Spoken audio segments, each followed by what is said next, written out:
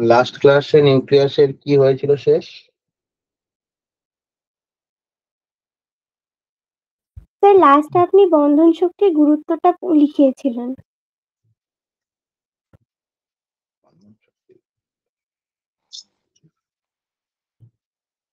আগে তেজস্ক্রিয়তা হবে। সবাই স্ক্রিন নিশ্চয়ই দেখতে পাচ্ছিস?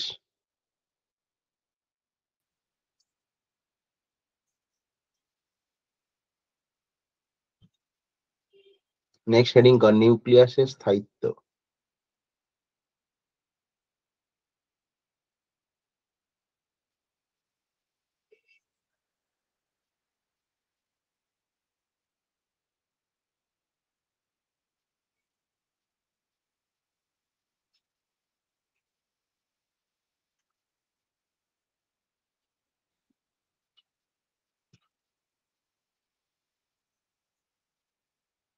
একটা নিউক্লিয়াস কখন তেজস্ক্রিয় হয়, অ্যাকচুয়ালি তেজস্ক্রিয়তা আমরা পড়বো।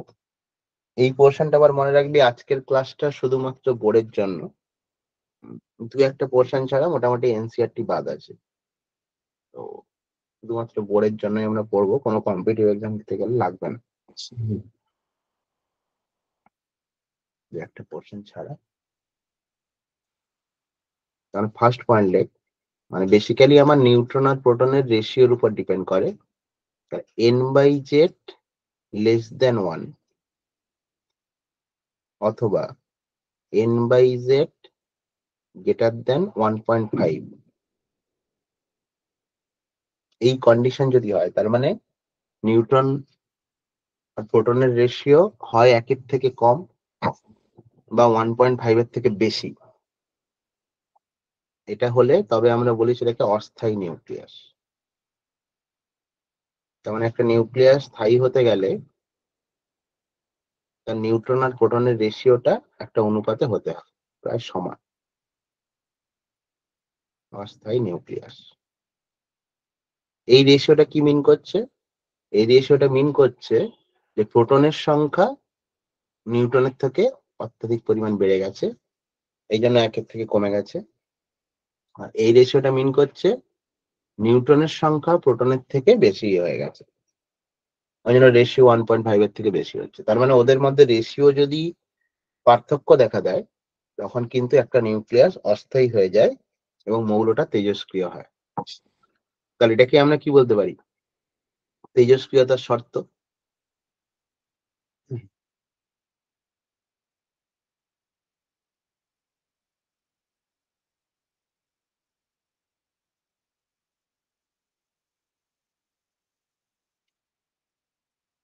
তাহলে একটা নিউক্লিয়াস কখন স্থায়ী হয়?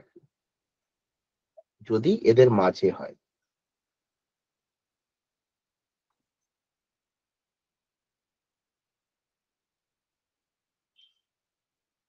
তবে সেটাকে বলা হয় স্থায়ী নিউক্লিয়াস।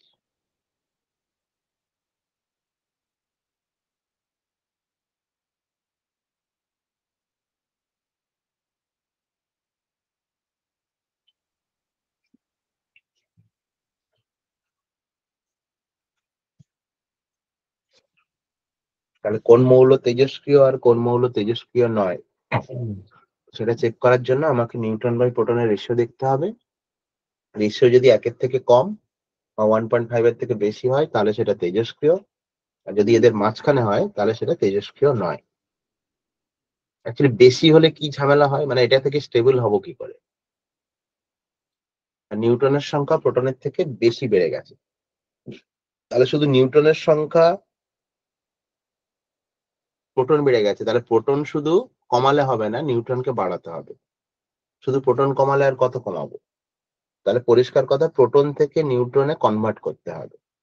তাহলে এই কন্ডিশন যদি দেখা দেয় তাহলে ব্যাপারটা এরকম হয়। প্রোটন নরমালি কি হয় বল, 1-1, সেটা ভেঙে গিয়ে একটা নিউট্রন আসে, নিউট্রনের আধান কত, 0, ভর সংখ্যা 1, প্লাস এটাকে ব্যালেন্স তখনই আমি করতে পারি যদি একটা পজিট্রন বেরোয়। এটার নামই হচ্ছে পজিট্রন। তাহলে পজিট্রন হচ্ছে ইলেকট্রনের যমজ ভাই যার কিনা আধান ধনাত্মক।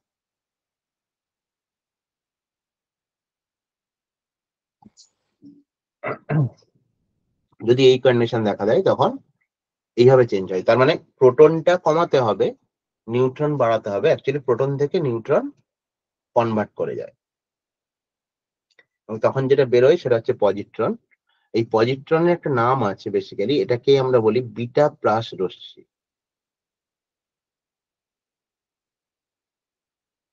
এই যে আলফা বেরোয়, বিটা বেরোয়, মানে এগুলো বেরোয় কিভাবে বা কি কন্ডিশন ঘটে সেগুলো একটু জাস্ট বুঝতে হবে। তাহলে এটার ক্ষেত্রে কি হবে বল, নিউট্রন বেড়ে গেছে, তাহলে নিউট্রন থেকে প্রোটনে চেঞ্জ করতে হবে। তাহলে নিউট্রন কত, 0 1, সেখান থেকে প্রোটন কি হয়ে যাবে 1 1। তাহলে এটাকে ব্যালেন্স করতে গেলে নিচে 0 আনতে হবে, তাহলে -1 0, এই দুটো যোগ করলে 0, এই দুটো যোগ করলে 1। এই যে ব্যাপারটা, এটাকেই বলা হয় বিটা রশ্মি বা বিটা মাইনাস রশ্মি। মানে নর্মাল বিটা রশ্মি মানে বিটা মাইনাস, এটাকেই বলে বিটা রশ্মি।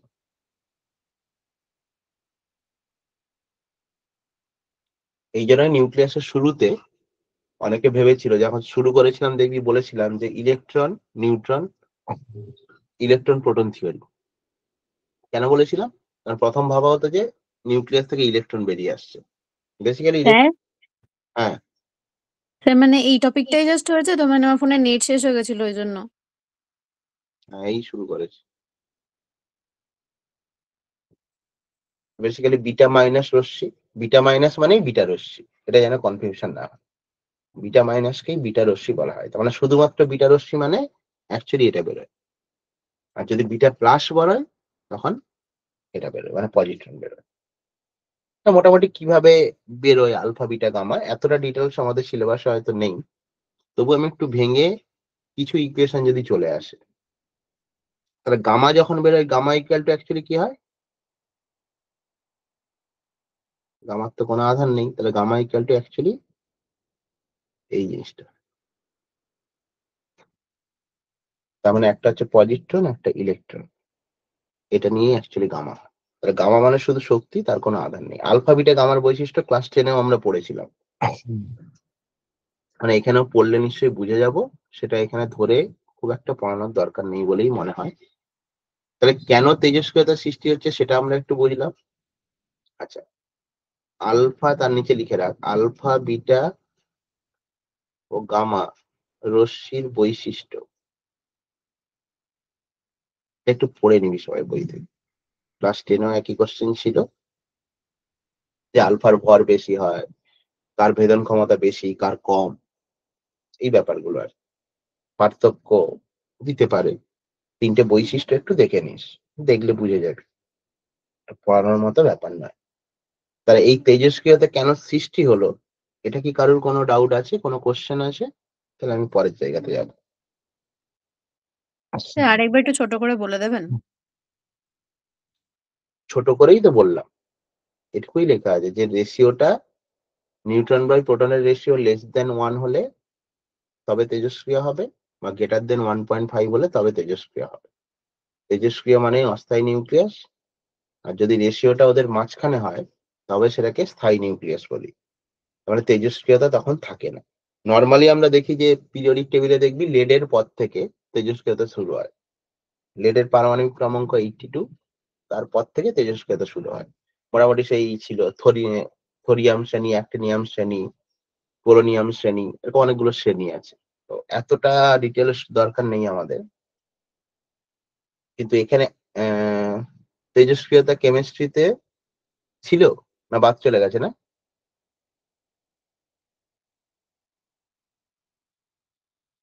কেমিস্ট্রিতে পড়েছিস না বাদ চলে গেছে?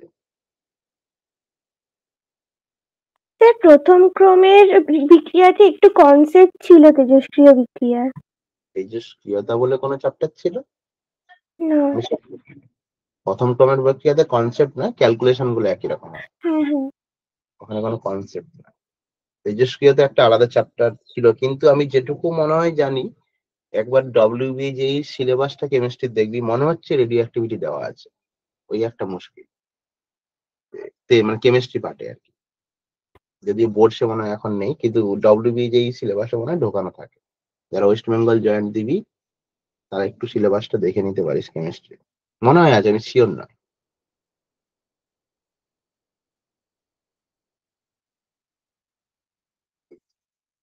কারোর কোনো অসুবিধা নেই। এবার লেখ ফাজান ও সঠিক সূত্র।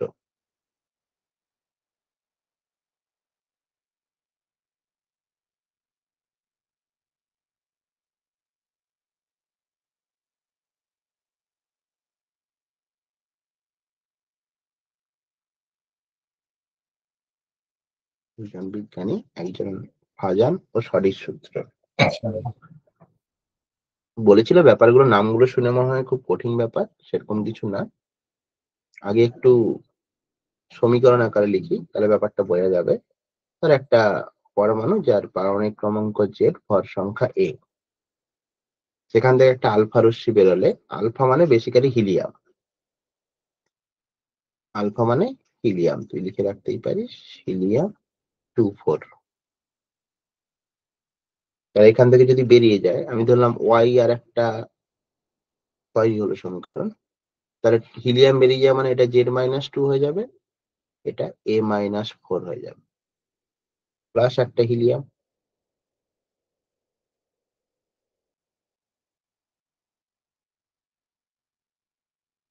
ধর এখান থেকে আমি বলছি একটা বিটা রশ্মি বেরোবে, বিটা মানে অ্যাকচুয়ালি বিটা মাইনাস, বারবার বলছি মাইনাসটা সবসময় লেখে না।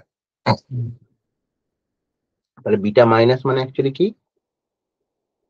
এই, তার মানে তখন কি হয়ে যায় দেখ, পরমাণু ক্রমাঙ্ক 1 বেড়ে যাবে, কিন্তু ভর সংখ্যা তো একই থাকবে, কারণ উপরে 0 আছে। জাস্ট ওপর নিচটাকে যোগ বিয়োগ করে ব্যালেন্স করবি,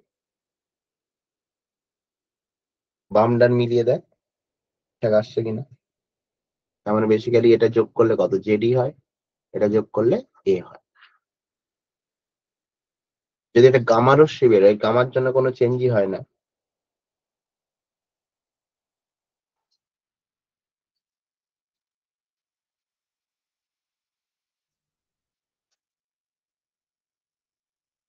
জাস্ট শক্তি বেরোয়।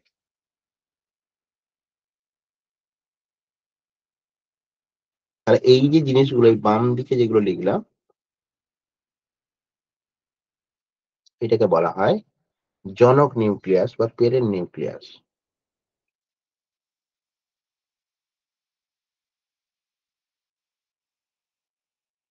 জনক নিউক্লিয়াস বা পেরেন্ট নিউক্লিয়াস যেটা সৃষ্টি হলো, এটাকে বলা হয় দুহিতা নিউক্লিয়াস বা ডটার নিউক্লিয়াস। এখানে আমার কেউ বলিস না যে মেয়েদেরকে বেশি গুরুত্ব দেওয়া হচ্ছে, এরকম কোনো ব্যাপার নেই, সেভাবেই নাম দেওয়া হয়, দিয়েছিল ফাজাল স্যার। তো এটা হচ্ছে জনক নিউক্লিয়াস, আর যেটা সৃষ্টি হলো সেটা হচ্ছে ডটার নিউক্লিয়াস বা দুহিতা নিউক্লিয়াস, এভাবে নাম দিয়েছে। মানে কন্যার আর একটা তো নাম দুহিতা, বাংলা ফাংলা পড়ি আমরা। এবার যদি আমরা এখানে স্যার আরেক, বিটাটা একবার বলুন তো। হ্যাঁ বিটা রশ্মির ক্ষেত্রে হুম, ওই Z+1 হয়ে গেল কিভাবে? এটা মাইনাস হচ্ছে, তো এটা যোগ করে দেখ না জেড হচ্ছে কিনা। একটা যদি ইলেকট্রন বেরিয়ে যায়, তাহলে এটা তো -1, ম্যাথমেটিক্যালি দেখ, এই Z+1 -1 তবে তো জেড হবে, ব্যালেন্স তো হতে হবে। তাহলে একটা বিটা বেরিয়ে যাওয়া মানে পারমাণবিক ক্রমাঙ্ক 1 বেড়ে যায়, তার পিরিয়ডিক টেবিলে যেখানে ছিল তার থেকে 1 এগিয়ে যায়। কারণ আমরা তো দেখেছি যে বিটা মানে হচ্ছে -1 আর উপরে ছিল, ভর মোটামুটি নগণ্য ধরা হয়, বোঝা গেছে। জাস্ট তুই ওপর নিচ যোগ কর, ব্যালেন্স কর, এই ব্যালেন্স গুলো মোটামুটি আমাদের আসে টুকটাক। ঠিক আছে। এবার ধর বিটা প্লাস, তাহলে বিটা প্লাস মানে কি, অ্যাকচুয়ালি আমি এদিকটা আগে লিখি তাহলে লিখতে সুবিধা হবে। এই তখন কি হয়ে যায়, Z-1, এটা হয় এ,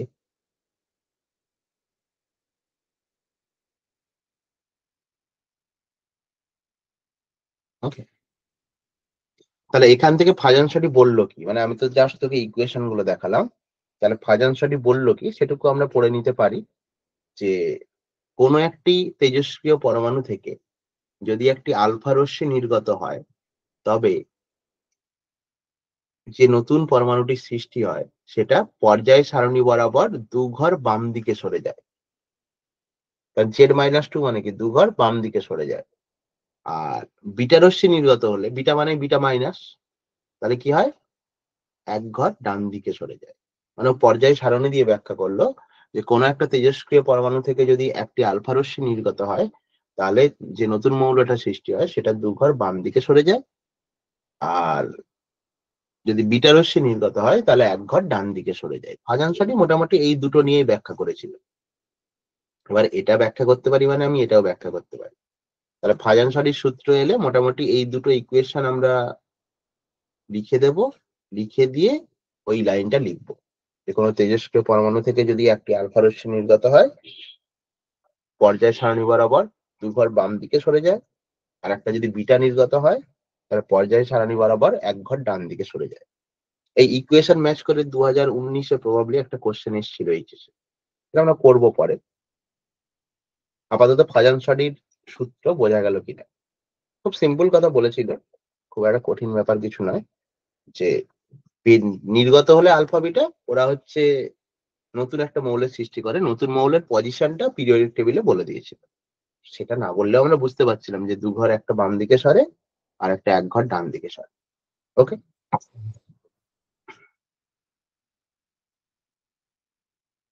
কোনো ডাউট আছে?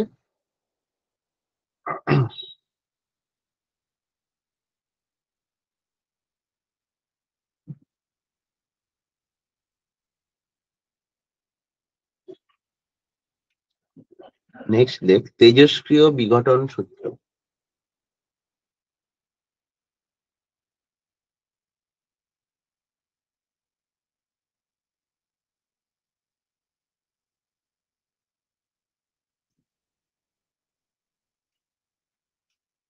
তেজস্ক্রিয় বিঘটন সূত্র।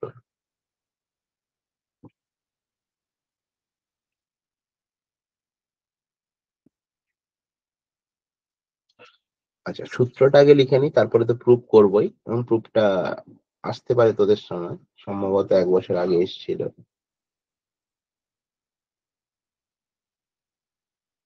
সূত্রটা লিখে নি, তারপর ঢুকে যাও। কোনটা কি সেগুলো আগে জানতে হবে।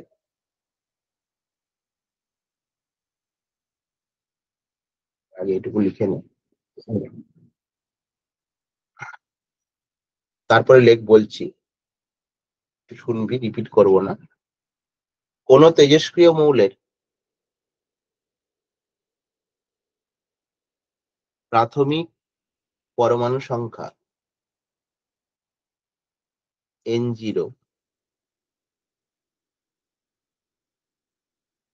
এবং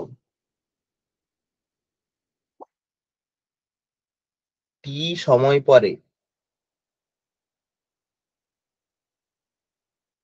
পরমাণুর সংখ্যা N হলে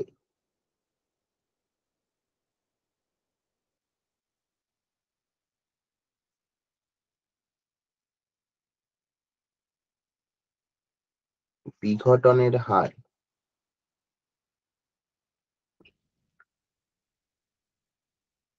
হার মানে বেসিক্যালি DNDT ভেরিজাইজ মাইনাস N। তার মাইনাসটা দিচ্ছি তার কারণ কি সেটা আসছি। আর DNDT ভেরিজাইজ N, তার মানে T সময় পরে যেটা অন্তিম পরমাণু থেকে গেল তার সঙ্গে সমানুপাতিক। বিঘটনের হার অন্তিম পরমাণু সংখ্যার সহিত সমানুপাতিক। মাইনাস কেন দিচ্ছি না, যত সময় যাচ্ছে তত কিন্তু পরমাণুর সংখ্যা কমে যাচ্ছে। তাহলে মাইনাসের অর্থ পাশে লিখে রাখতে পারিস, পরমাণু সংখ্যা হ্রাস পায়।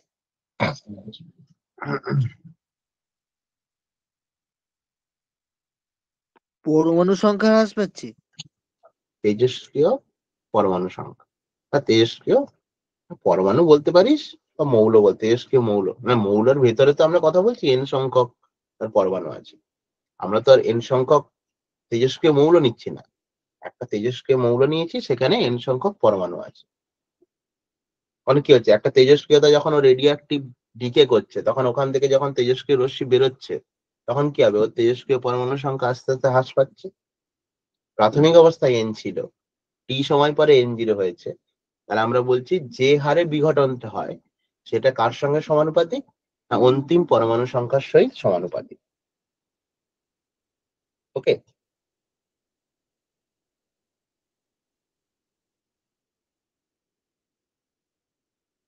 এবার দেখ এখানে একটা কনস্ট্যান্ট আসবে অবশ্যই। কনস্ট্যান্টটাকে বলছি ল্যামডা, সমানুপাতিক ধ্রুবক, এবং এর একটা নাম আছে, এটা লিখে রাখবি। ল্যামডা সমান বিঘটন ধ্রুবক।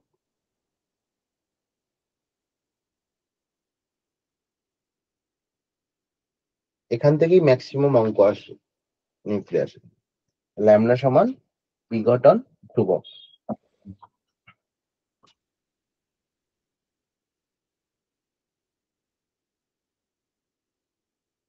এই পর্যন্ত নিশ্চয়ই সমস্যা নেই। এবং এই ক্যালকুলেশনটা আমি জিজ্ঞেস করব অবশ্যই শেষে, তার সঙ্গে মোটামুটি একই রকম লাগছে সেটা কিন্তু বলতে হবে। খুব চেনা, কেমিস্ট্রিতে পড়েছি, এটা পরে আসছে, আগে এটা দেখে নি। তাহলে বেসিক্যালি এবার এটাকে ইন্টিগ্রেশন যদি করতে চাই, তাহলে ডিএন বাই এন, সরি এটা সমানুপাতিক দিয়ে রেখেছি কেন, সমানুপাতিক তো উঠে যাবে, কনস্ট্যান্ট নিয়েছি, তো এটা হয়ে যাবে ইকুয়াল, তাহলে DN by N equal to minus lambda DT, just পরের লাইন। এরপরে আর ফিজিক্স নেই, এবার ম্যাথমেটিক্স। এবার লেখ উভয় পক্ষের সমাকলন করে পাই, উভয় পক্ষের সমাকলন করে পাই।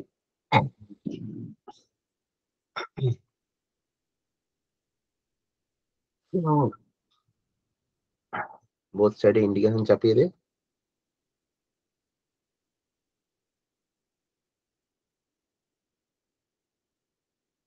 লিমিটটা বসানো কোনো ব্যাপার নয়, প্রাথমিক অবস্থায় কত ধরেছিলাম আমরা, n0, অন্তিম হয়েছে কত n, প্রাথমিক সময় কত 0, অন্তিম সময় কত t।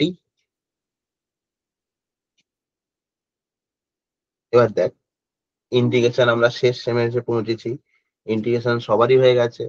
dn বাই n সমান কত, না ln n। অনেকবার বলেছি থার্মোডাইনামিক্স পড়াতে গিয়েও, ln মানে বেসিক্যালি লগ বেস ই, আর লগ যখন লিখি অ্যাকচুয়ালি লগ বেস 10। যে না ln লেখাটাই বেটার, কারণ লগ লিখলে কি হয়, ম্যাথ করতে গিয়ে ঝামেলা হয়। তো ln n লিমিট কত বসবে, n0 থেকে n equal to minus lambda t, আর ডিটির ইন্টিগ্রেশন করলে টি হয়, আর এই ভ্যালুটা নিশ্চয়ই এক লাইন আবার এক্সট্রা লিখবো না, টি মাইনাস 0 মানে তো টি হবে। তাহলে এই পাশে দেখাচ্ছি, স্ক্রিনটা সরাচ্ছি না। এবার লিমিটটা বসিয়ে দে, upper limit minus lower limit, তাহলে ln n minus ln n0 সমান minus lambda t, log A minus log P কত হয়, ln log A by B। n0 equal to minus lambda t. Log কে তুলতে গেলে এক্সপোনেনশিয়াল ফাংশন নিতে হয়, তাহলে বোথ সাইডে এক্সপোনেনশিয়াল নিয়ে নে, তাহলে e to the power ln n by n0 সমান e to the power minus lambda t. এই দিকটা তাহলে কি হয়ে যাবে, লগটা আউট হয়ে গেল, তাহলে n by n0 equal to e to the power minus lambda t.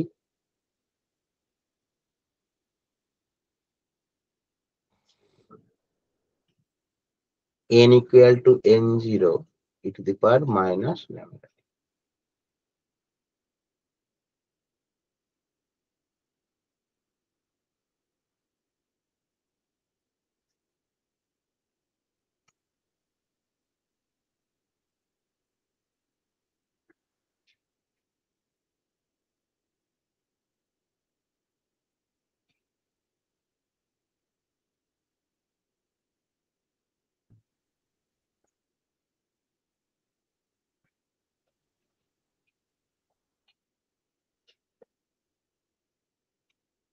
এটুকু বোঝা গেল কিনা।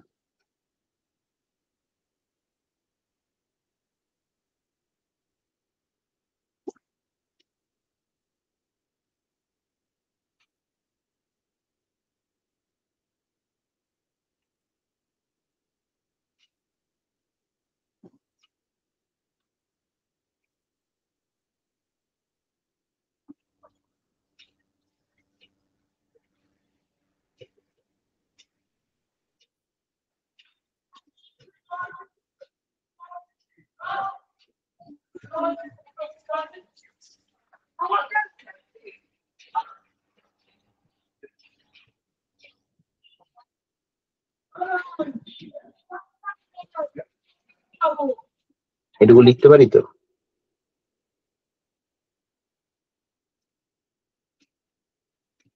এই ক্যালকুলেশনে কারোর কোনো অসুবিধা থাকলো কিনা?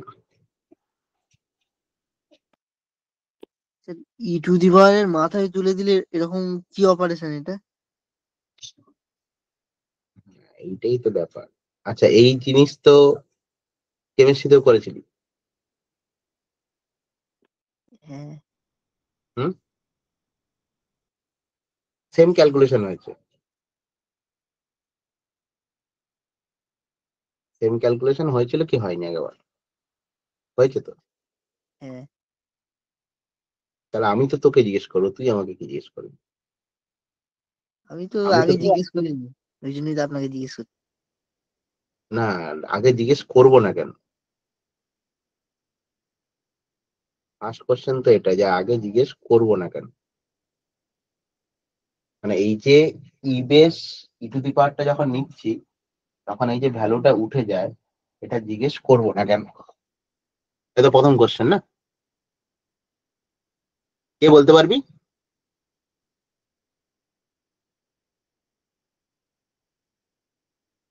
Sir log e to the power x equal to তো e to the power x হয়। Log e to the power মানে x log equal e to to the power x এর ডেরিভেটিভ করলে তো e to the derivative power x জান হয়। না, ও তো এখানে তো ডেরিভেটিভ সরি, করছি না। ইন্টিগ্রেশন। ইন্টিগ্রেশন ডেরিভেটিভ ও তো হয়ে গেছে আগে। কোশ্চেন করলো ও যে আমি এই যে ই বেস মানে e to the power log করতে কেন ই টু দি পাওয়ারটা উঠে গেল।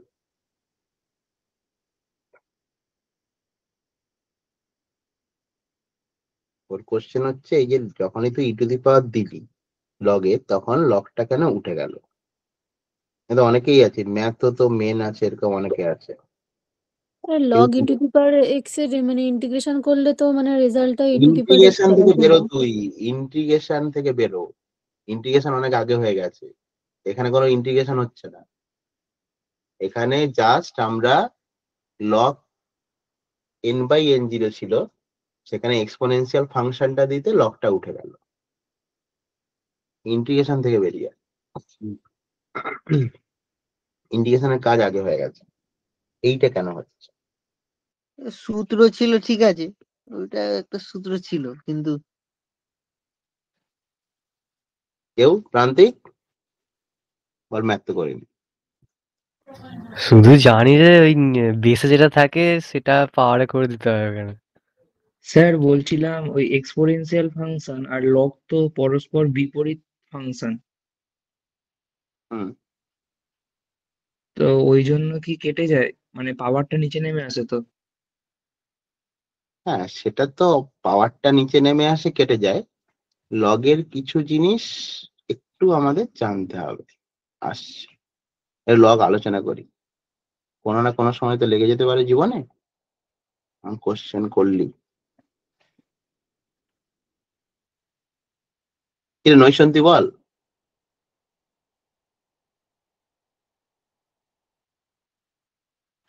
স্যার বলছি e to the power log e base x হলে সেটা এক্স হয়ে যায় তো? হয় কেন, কোশ্চেনটা তো এটা হয়ে যায়, সে তো আমরা করলাম, ওটা তো কেমিস্ট্রিতেও করে এসছি, ওইটুকু জেনেই তো করেছি। হয় কেন? সেই সূত্র হিসেবেই মনে রেখেছিলাম, ওটা অতটা গুরুত্ব দিইনি কেন হয়।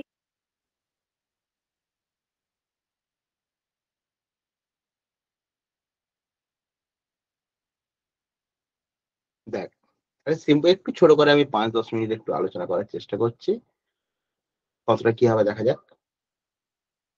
বেসিক্যালি এই জায়গাটা মনে রাখবি যে ধর আমি নর্মালি লিখছি টু, 2 কিউব ইকুয়াল টু কত, 8 লিখি তো।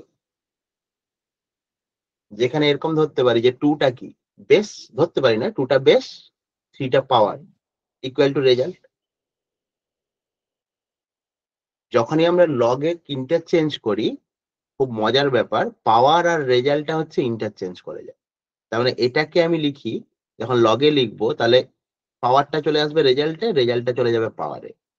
তাহলে লগ 2^8 ইকুয়াল টু হয় 3, যে কোনো ফাংশনে। মানে এখানে এই যে ই বেস বলছি, তার মানে 2 এর জায়গায় অ্যাকচুয়ালি ই আছে। এবার তুই আয় এই জায়গাটা দেখ, তাহলে log e base x equal two আমি বলছি ওয়াই। তার মানে কি, যখন লগটাকে আমি তুলবো তখন আমি কি লিখবো, e to the power y equal to x.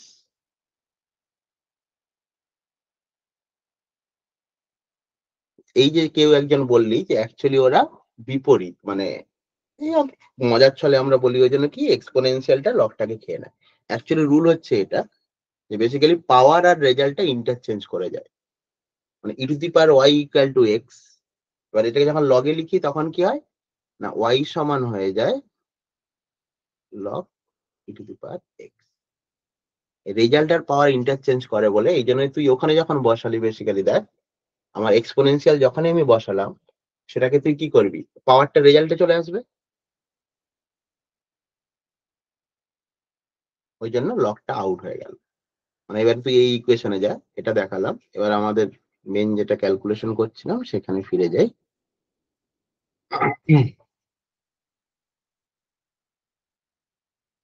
এটা ছিল, তাহলে যখনই আমি এটা লিখতে যাব, দেখ আলটিমেট কি হলো, এখানে বেসে কত আছে বল, ই।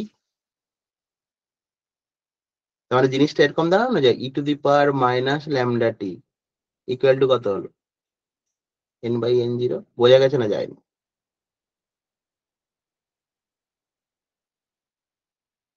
আপাতত ছোট করে 4-5 মিনিট আমি চেষ্টা করলাম। ম্যাথটাকে তো জীবনে গুরুত্বই দিইনি আমরা, একটু একটু গুরুত্ব দেওয়া যেতে পারে জীবনে। এটা বোঝা গেল কিনা, কে জিজ্ঞেস করছিলি? মাসুম মনে হয়। মাসুম বোঝা গেছে? হ্যাঁ স্যার। আরে ম্যাথটা খুব মজাদার ব্যাপার, কেন করলাম না সেটাই হচ্ছে দুঃখের ব্যাপার। স্যার লগ তো মনে হয় সিলেবাসে ছিল না। না না, লগ সিলেবাসে ছিল না, ওই তো বোর্ড তো ধরে নিয়েছে যে তুই লগের সব জানিস, ক্লাস 9 নাকি তুই সব শিখে গেছিস। কি করা যাবে, তুই কি শিখেছিস? তখন তো সবে লকডাউন উঠেছে। না না, 9 যেটা ছিল সেখান থেকেও সব শেখা যায় না। ওকে, অনেক কিছু শেখার আছে। ও বোর্ড ধরে নিয়েছে অনেক কিছু জানিস। 9 তো আমার যেটুকু মনে হয় ওই কি বলে, ওই লগ এ বি সমান log A plus log B, আর লগ এ বাই বি সমান log A minus log B. আর ওই বেসের কনসেপ্ট গুলো একটু ছিল, মানে এরকম শিখেছিলি log M to the power N সমান log N by log M, এরকম কয়েকটা জিনিস শিখেছি। তাও কতটা বুঝে শিখেছিলাম সেটা ব্যাপার। তো যাক, শিখে নিলাম, এখানে নিশ্চয় কারোর ডাউট নেই।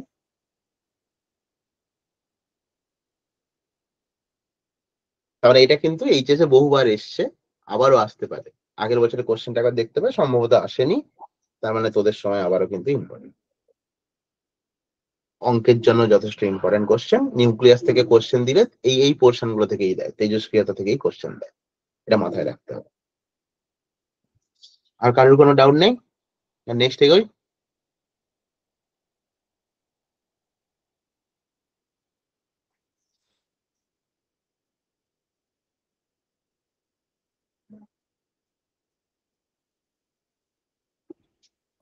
নেক্সট n/n0 ভার্সেস টি এর লেখচিত্র। ম্যাথটা মোটামুটি জানি টুকটাক, অত ভালো না পড়াতে পারলেও টুকটাক পড়িয়ে দিতে পারবো। কেমিস্ট্রিটা মোটামুটি সেই নাম্বার পাওয়ার জন্য পড়েছিলাম, তো খুব বেশি আমি জানি না। আর ঠিক মাসুম, তোর যেমন ফিজিক্সের অবস্থা হয় নাম্বার পাওয়ার জন্য পড়ছিস, কেমিস্ট্রি আমি সেরকম পড়েছি, বুঝতে পেরেছিস? ওই আর কি, পরীক্ষার আগে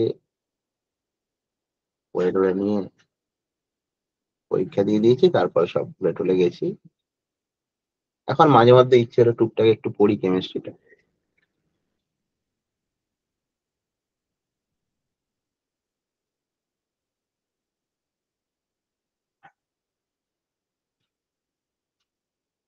আচ্ছা, ফার্স্ট কথা হচ্ছে সময়ের সঙ্গে সঙ্গে আমাকে বল n/n0 রেশিওটা কি হবে, কমবে তো।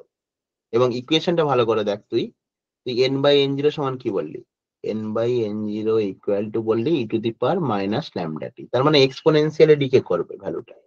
তাহলে গ্রাফ কেমন হবে, একটু বেঁকে যাচ্ছে, তোরা ফ্রি হ্যান্ড করবি,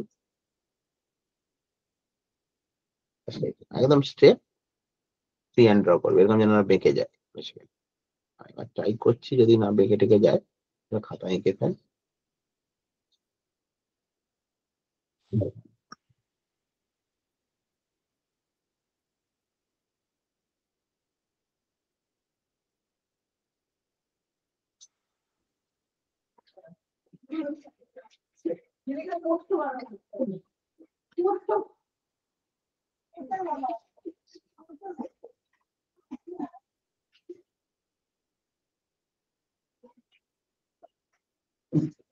আচ্ছা, এবার মাশরুম বল দেখি এটা কোথায় পড়েছিলাম কেমিস্ট্রিতে।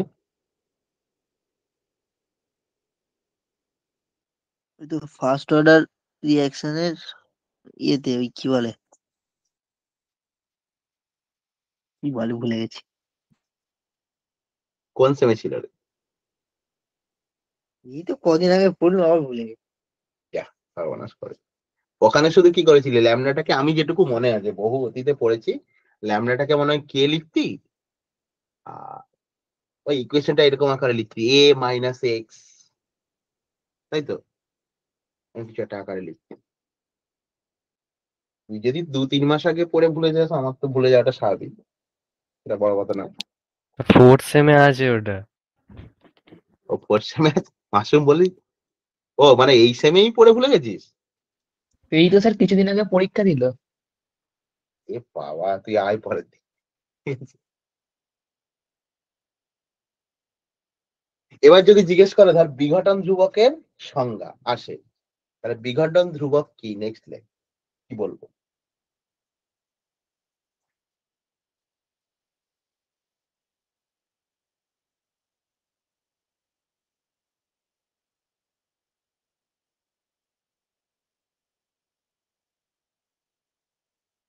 তা তুই ম্যাথমেটিক্সটা আগে বানিয়ে নে না, সেই প্রথমে যে লাইনটা লিখেছিলাম, কি লিখেছিলাম, dn/dt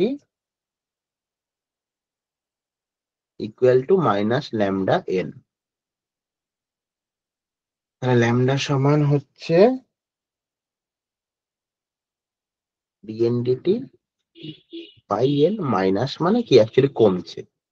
ডেফিনেশন দেওয়ার সময় তো সেটা খুব একটা লেখার দরকার নেই, ভ্যালু কমে যাচ্ছে সেটা তো আমি লিখেই দেবো যে কমে যাচ্ছে।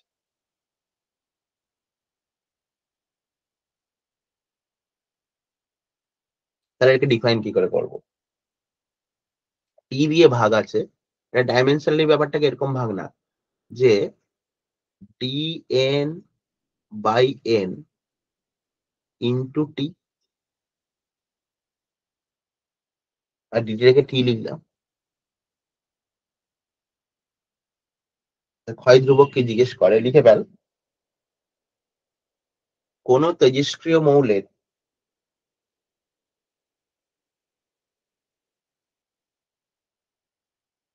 মোট পরমাণু সংখ্যার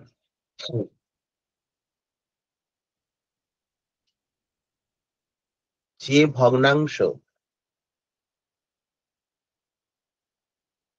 প্রতি সেকেন্ডে বিঘটিত হয়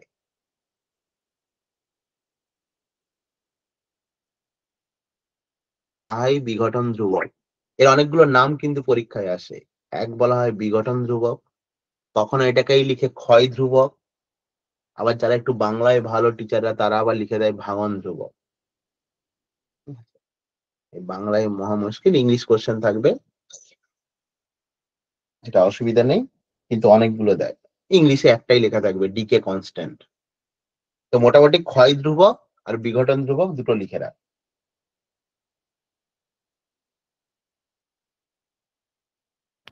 আরেকবার বলুন সংজ্ঞাটা। কোন তেজস্ক্রিয় মৌলের মোট পরমাণু সংখ্যার যে ভগ্নাংশ প্রতি সেকেন্ডে বিঘটিত হয়, মানে dn/n মানে কি, কত ভগ্নাংশ, আর টি ভাগ আছে মানে প্রতি সেকেন্ডে বলা হচ্ছে।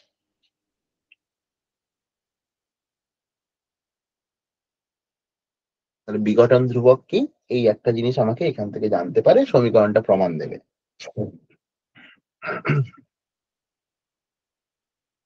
এবার আসি নেক্সট। এই রিলেশন গুলো প্রত্যেকটা কিন্তু ওই প্রথম কমের বিক্রিয়ার সঙ্গে মোটামুটি মিলে যাবে, ওই জন্য তোদের পড়তে খুব একটা অসুবিধা হবে না, একই সেমিস্টারে দুটো জিনিস পড়ে নেওয়া যাবে। এবার কেউ যদি বলিস কেমিস্ট্রিটা আমি পড়িনি, সেখানে তো খুব অবস্থা খারাপ, করার। নেক্সট অর্ধায়ুষ্কাল। অর্ধায়ুকাল বা অর্ধায়ুষ্কাল যাই বলতে পারিস, অর্ধায়ুকাল। আর লাইনটার মানে কি বোঝায় আমরা না পড়েই বলতে পারি। অর্ধায়ু মানে কি, তার মানে মোট কোনো মানুষ ধর যতদিন বাঁচে তার হাফ। তাহলে এখানে তো আর বাঁচা ফাঁচার ব্যাপার নয়, তার মানে মোট পরমাণু সংখ্যার অর্ধেক হতে যে সময় লাগে। তাহলে যে সময় পর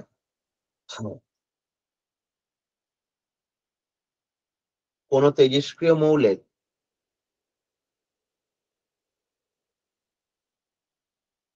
পরমাণু সংখ্যা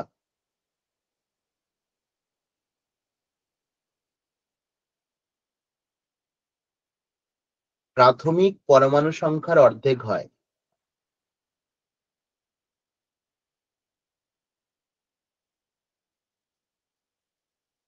তাহাই অর্ধায়ুষ্কাল।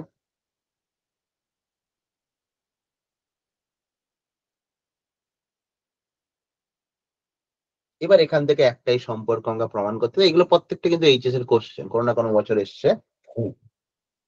মানে নিউক্লিয়াসে এইটুকু মনে রাখবি, ফার্স্ট পোর্শনের ওই গ্রাফটা প্লাস এই তেজস্ক্রিয়তাটা খুব ইম্পর্টেন্ট আমাদের পড়ের জন্য। নেক্সট লেগ অর্ধায়ুষ্কাল ও বিঘটন ধ্রুবকের মধ্যে সম্পর্ক। অর্ধায়ুষ্কাল ও বিঘটন ধ্রুবকের মধ্যে সম্পর্ক।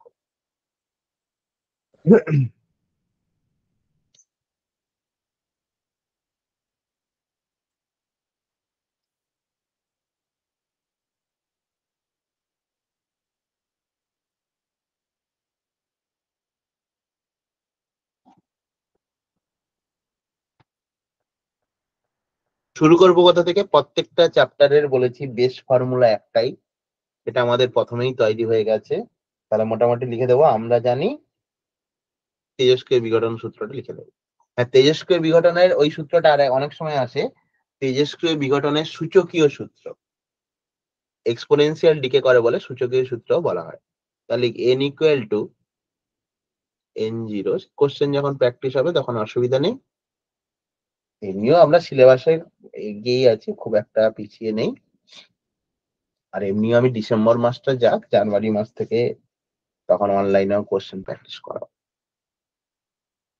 হয়ে যাবে, আগে জিনিসগুলো, নাহলে প্র্যাকটিস কি করবো। আর এখন থেকে প্র্যাকটিস করলে এমনিও ভুলে যাবি, লাস্ট মাসে প্র্যাকটিস করবি, গিয়ে খাতায় লিখে দিবি, ব্যাস। কে ফিজিক্স অনার্স পড়ছে, হ্যাঁ। তাহলে আমরা জানি n equal to n0 e to the power minus lambda t, এটুকু লিখলাম।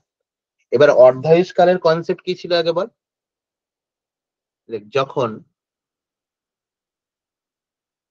t ইকুয়াল টু, এটা লিখছি টি টু দি পাওয়ার হাফ, সাপেক্ষে হাফ, তার মানে কি, মানে এটাই অর্ধায়ুষ্কাল। তাহলে যখন t equal to T half, তাহলে n ইকুয়াল টু কত হবে, n0/2। এই লাইনটা লেখাতে কারোর কোনো সমস্যা আছে? লিখতে পারি তো?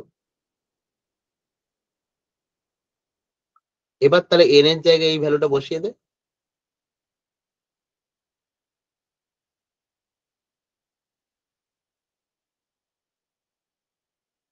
এখানে n0টা লিখি,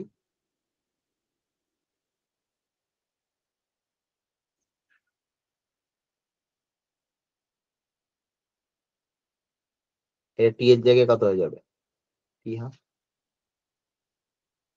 এবার দেখ বোথ সাইডে তুই n0টাকে আউট করে দে, তাহলে হাফ ইকুয়াল টু কত হবে, e to the power minus lambda t half, lambda into t half. আর কি একটু নিচে লেখা হয়ে গেছে আমার, ল্যামডা টি। এবার আবারও সেই একই লজিক, তার মানে এখানে এক্সপোনেনশিয়াল আছে মানে আর তো গন্ডগোল হওয়ার কথা নয়, আবার লগ নিয়ে নেবো, কারণ বোথ সাইডে লগ নিয়ে নে, এক্সপোনেনশিয়ালটা উঠে যাবে।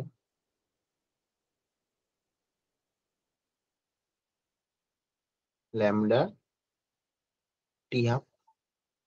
আচ্ছা, লগ না লিখে এলএন লেগ, নাহলে আবারও সেই গন্ডগোল করবি। এখন হয়তো বুঝে যাবি, পরে গন্ডগোল করবি। প্রথম থেকে ঝামেলা না রাখাই ভালো। ই বেশ।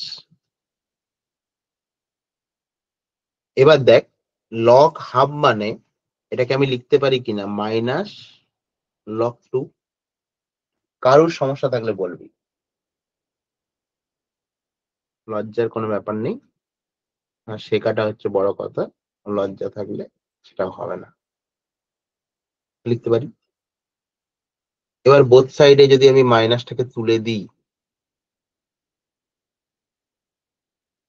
হয়েই গেছে। ব্লকটা বারবার লিখে ফেলছি আমি। লগ লিখলে ভুল কিছু নয়, পরীক্ষাতেও ঠিক থাকবে, কিন্তু তোরা অঙ্ক করতে গিয়ে গোলাবি, এই জন্য এলএনটা লিখছি। বোথ সাইডে তুলে দিলাম, তাহলে t half equal to actually কত হচ্ছে, ln 2 ডিভাইডেড বাই ল্যামডা। কেন ln লিখছিলাম এবার বুঝতে পারবি। এটা সমানই অ্যাকচুয়ালি কত, 2.303 into log 2 divided by lambda. আচ্ছা, লগ 2 এর ভ্যালু কেউ বলতে পারবি? 0.3। স্যার 0.3। 0.3। তাটাকে যদি আমি মাল্টিপ্লাই করেই দিই, ভ্যালু বসিয়ে দিই, তাহলে কত হবে,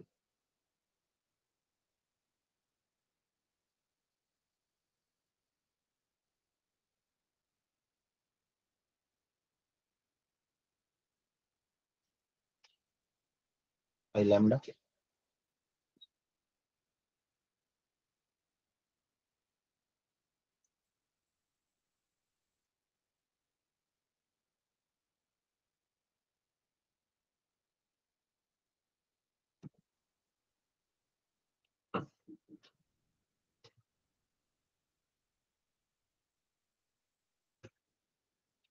আর লগ 3 এর ভ্যালু কত, 0.4। 0.47। 4 বলাটা একটু ভুল, হুম। 0.47 বা 0.5 বললে কোনো দোষ নেই।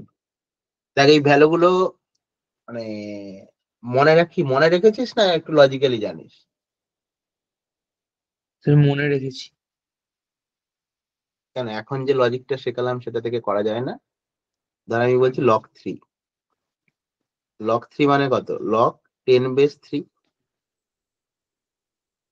ইকুয়াল টু, ধর আমি লিখলাম এক্স, তাহলে ব্যাপারটা এরকম দাঁড়াচ্ছে 10 two the power x equal two 3, হ্যাঁ কি না?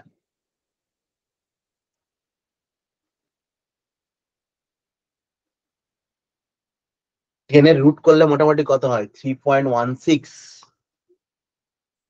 এই জন্য আমরা পাই স্কয়ার ইকুয়াল টু 10 লিখতে পারতাম, বা পারি। এই জন্য তুই এটাকে মানে লিখতেই পারিস 10 two the power half equal two 3। এই জন্য 0.5 লিখলে কোনো দোষ নেই উইদাউট ক্যালকুলেটর। এখানেই লেখা হয় যে এর ভ্যালুটা, 10 টু দি পাওয়ার এক্স থেকে ওটা কি করলেন? এইটাই তো তখন বোঝালাম, তুই কি ঘুমাচ্ছিলি? না তখন স্যার। যে e to the power n by n জিরোটা যে বুঝিয়ে গেলাম, জিজ্ঞেস করলো, এই লজিকটাই তো শেখালাম। যখনই লকটা আউট হয়ে যায় তখন পাওয়ারটা রেজাল্টে চলে যায় আর রেজাল্টটা পাওয়ারে চলে যায়। তুই তো বললাম, যেখান থেকে এক্সপোনেনশিয়ালটা দিতে কিভাবে লকটা উঠে গেল সেটা দেখলাম। সেই লজিকেই মনে রাখলাম, সবসময় ভ্যালু মনে রাখতে যাবো কারণ এমনি তো ক্যালকুলেটর নেই আমার কাছে। তাহলে লক 3 মানে ভুলে যেতে পারি আমি। নর্মালি এরকম লিখবি যে lock 10 base 3 equal to x, তার মানে কত, 10x ইকুয়াল টু 3। এবার মোটামুটি ভেবে নিবি যে 10 এর কত পাওয়ারে 3 হয়, তো রুট 10, 3.16, তো আমি লিখতেই পারি। তার মানে এই জন্যই কত হয়, লগ 3 এর ভ্যালু 0.5, অ্যাকুরেট ভ্যালু 0.47, বুঝতেই পারছি একটু কম হয়, 0.5 ধরে আমি করতেই পারি। মানে এইভাবে লগের যদি কোনো রকম অঙ্কে কাজে লাগে সেগুলো কিন্তু, বিশেষ করে যারা কম্পিটিটিভ এক্সাম দিবি এর পরে, তাদেরকে কিন্তু কারণ সেখানে কিন্তু আসবে ডাটা এবং ভ্যালু, কত ভ্যালু মনে রাখবি, ভ্যালু মনে রাখতে গিয়ে ফর্মুলা মনে রাখতে পারবো। এই ছোট ছোট ট্রিক গুলো জানতে হবে।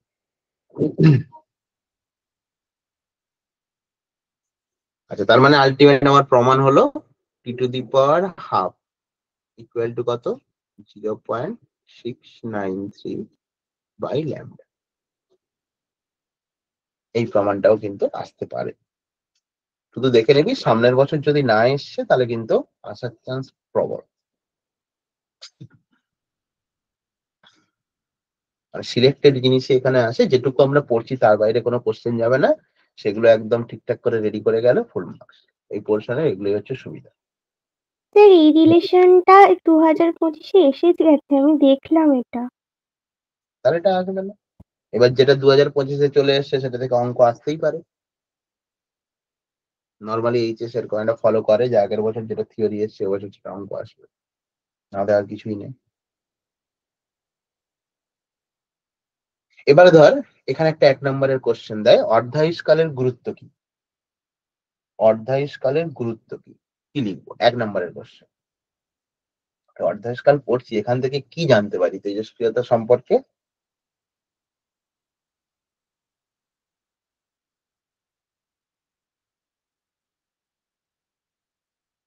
স্পন্দন আছিস? হ্যাঁ স্যার। বল অর্ধায়ুষ্কালের গুরুত্ব কি? স্যার জানি না। তোর জন্যই শুধু তাড়াতাড়ি ক্লাস করানো। আমি কিছু বলিনি। না না, তোর জন্যই তাড়াতাড়ি করালাম, তোর আবার রাত্রি হলে গল্প অল্প করতে হয় তো ওই জন্য। এর মানে কোনো পরমাণুর মানে জীবনকালটা বের করা যাবে কি? আর একটু পরিষ্কার করে, মানে পরমাণুর সুস্থিতি সম্পর্কে ধারণা পাওয়া যায়, তাই ও না? আচ্ছা, হ্যাঁ কথাটা ঠিকই, একটু পরিষ্কার ভাষায় লিখতে হবে, তাহলে অর্ধায়ুষ্কালের মান থেকে পরমাণুর সুস্থিতি সম্পর্কে ধারণা পাওয়া যায়।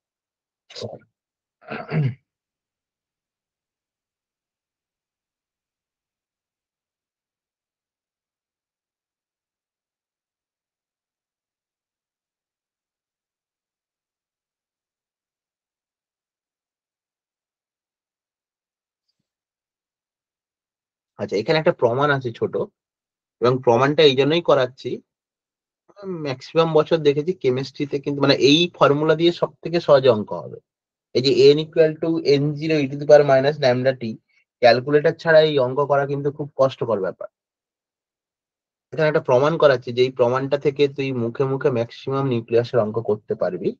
খুব একটা কেমিস্ট্রিতে শেখাই বলে আমি জানি না, প্রতি বছরই জিজ্ঞেস করি, শিখেছিস যদি বলবি। যেটা কেমিস্ট্রিতে অ্যাপ্লাই করলে কিন্তু অঙ্কগুলো ইজি হয়ে যাবে, সেটা আসছে। কোন পরমাণুর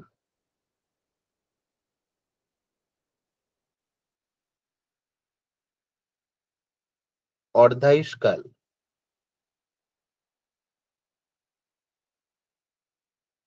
টি টু দি পাওয়ার হাফ হলে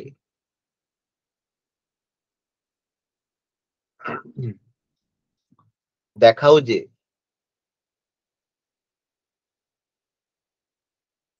n/n0, মানে ওই যে রেশিওটা ছিল basically, equal to have to the পাওয়ার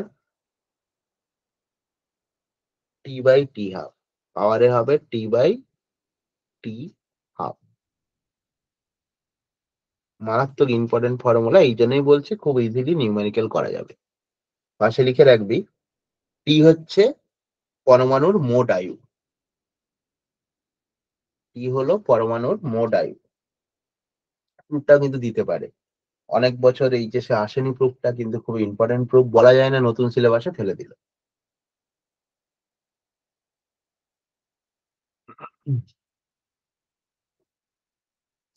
আচ্ছা, খুব মানে একটু বোকার মতোই প্রুফটা করব, সেটা হচ্ছে গুনে গুনে প্রুফ করব। কেমন? লেখ, কোন পরমাণুর এক অর্ধায়ুষ্কাল পরে n ইকুয়াল টু n0/2 লিখতে পারি তো?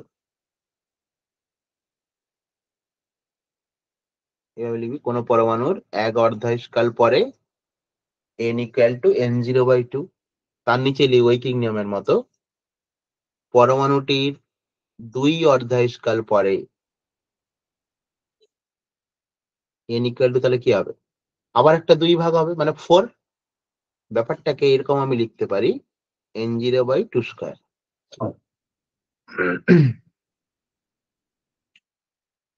তাহলে n অর্ধায়ুষ্কাল পরে কত হবে, n equal two n0/2 two the power n। ঠিক আছে,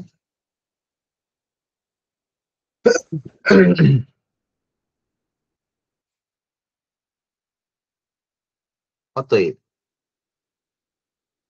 n/n0 equal to have to the power n। Equation number দিয়ে দে।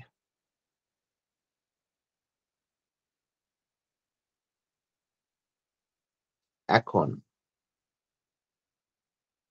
এটা যদি কারোর লিখতে সমস্যা হয় সঙ্গে সঙ্গে বলবি, এটা লিখতে পারি কেন, t equal to n into two the power half.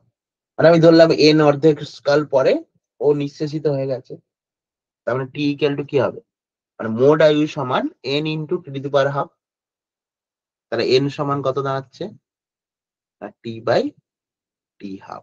এই ভ্যালুটাকে খালি ওখানে বসিয়ে দেন। অতএব n/n0 খুব সোজা প্রমাণ, কিন্তু পরীক্ষার হলে না করে গেলে বলবি কি নাই কি দিয়ে দিয়েছে।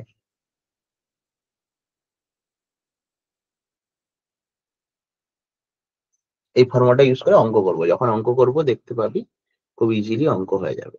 আজকে করিয়ে দিই, বরং পরের দিন আমি অফলাইন ক্লাসেই 2-1টা অঙ্ক দেখিয়ে দেবো, দেখিয়ে আলোতে যাব যাতে তোরা অঙ্কগুলো করতে পারিস। অসুবিধা নেই, আজকে থিওরিটা হয়ে যাক।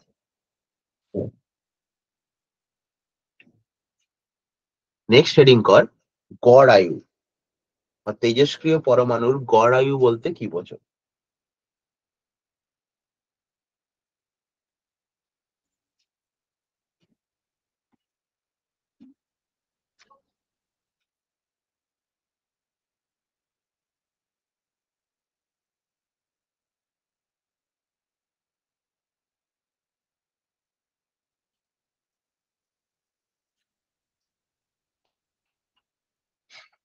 খুব সিম্পলি আগে লিখি ব্যাপারটাকে, প্রথমেই জটিল করে ভাবার কিছু নেই।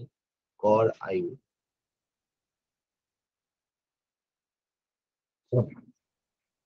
গড় আয়ু সমান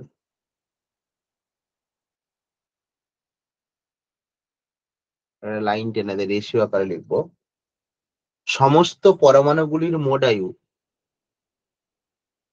সমস্ত পরমাণুগুলির মোট আয়ু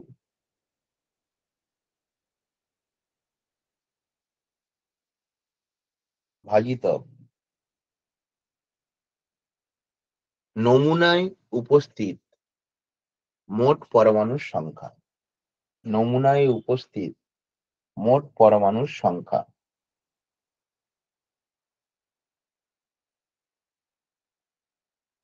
স্যার আরেকবার বলুন। গড় আয়ু সমান সমস্ত পরমাণুগুলির মোট আয়ু ভাজিত নমুনায় উপস্থিত মোট পরমাণুর সংখ্যা। এটা অন্যরকম ভাবেও ডিফাইন করা যায়, আমরা বেসিক্যালি বেসিক ডেফিনেশন করলাম, পরীক্ষা যখন আসবে এইভাবে ডিফাইন করার দরকার নেই, এটা আমি দেখাচ্ছি। ঠিক এরপরেই লেখ, মানে ওই রিলেশনটা বের করতে গেলে আরেকটা জিনিস আমাদের জানতে হয়, এটা বেসিক ডেফিনেশন দিলাম, ওর পরেই স্টার চিহ্ন দিয়েও লিখতে পারিস গড় আয়ু ও বিঘটন ধ্রুবকের মধ্যে সম্পর্ক। গড় আয়ু ও বিঘটন ধ্রুবকের মধ্যে সম্পর্ক।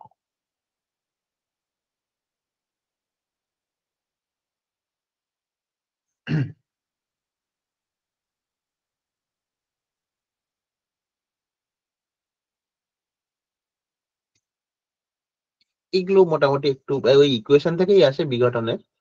এখানে লিখে রাখ যে গড় আয়ু টাও দ্বারা ইন্ডিকেট করা হয়, টাও সমান 1/λ। মানে কেউ যদি লিখে দিস যে বিঘটন ধ্রুবকের অনন্যকেও গড় আয়ু বলা হয়, তাহলেও কিন্তু কাটতে পারবে না। খুব একটা কনসেপ্ট আমার ক্লিয়ার হবে না এখানে, একদম প্রপার ডেফিনেশন আমি আসছি। তাহলে বেসিক্যালি এইটা দিতে পারে 1 নম্বরের কোশ্চেন, যে গড় আয়ু ও ও বিঘটন ধ্রুবকের মধ্যে সম্পর্ক কি? না, গড় আয়ু সমান 1/λ।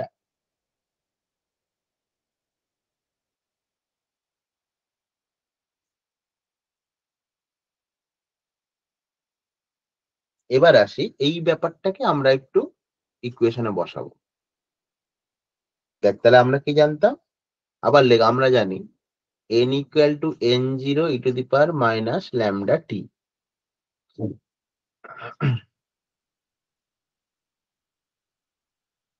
এবারে টি এর জায়গায় কত বসিয়ে দেবো?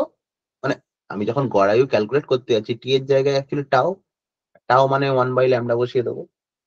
তাহলে আমার কি দাঁড়াচ্ছে দেখ, n equal to n0 e to the power minus lambda into 1/λ। T equal to tau হলে তবে তো এটা বসাতেই পারি, এখানে লিখতে পারিস টি ইকুয়াল টু টাও। তাহলে জিনিসটা দাঁড়াচ্ছে দেখ, n0 এটা e টু দি পাওয়ার -1 মানে কি, তো বাই ই। এইখান থেকে ডিফাইন করবো, পরীক্ষায় যদি আসে এখান থেকে ডেফিনেশনটা বলবো, n equal to n0 by e.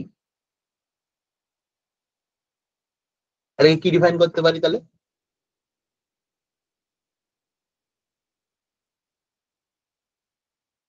তাহলে যে সময় পরে কোনো তেজস্ক্রিয় মৌলের, লিখেই ফেল, মানে আবার দুবার বলতে হবে, যে সময় পরে কোনো তেজস্ক্রিয় মৌলের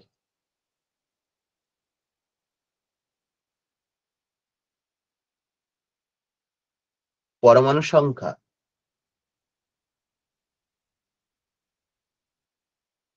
প্রাথমিক পরমাণু সংখ্যার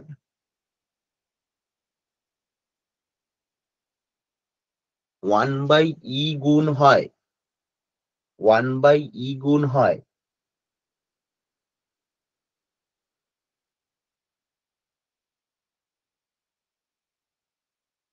তাহাই গড়ায়ু, তাহাই গড়ায়ু। পরীক্ষায় এলে এই ডেফিনেশনটা লিখবে। মানে বোর্ড কিছু সিলেক্টেড অ্যান্সার পছন্দ করে। বারবার বলছি, মানে পড়ি আমরা সবই, কিন্তু বোর্ডের মানে টেনে কি ছিল, টেনের অ্যাকচুয়ালি যখন খাতা দেখা হয় তখন একটু মার্সি থাকে আর কি, মানে অ্যান্সার স্ক্রিপ্টে যা থাকে টিচারের উপর কিছুটা ডিপেন্ডেবল করা হয়। এইচএস এর নাম্বারটা কিন্তু খুব স্ট্রিক্টলি, মানে অনেক স্ট্রিক্ট ইনস্ট্রাকশন থাকে, যে ইনস্ট্রাকশন গুলো ফলো করে কিন্তু টিচারকে মার্কস দিতে হয়। ওই জন্য প্রপার অ্যান্সার করা খুব জরুরি। তাও হাফ সেমিস্টার ওইটা বেঁচে গেছিস তোরা প্রপার অ্যান্সারের জায়গায়, ওইগুলো আরো গন্ডগোলের ছিল।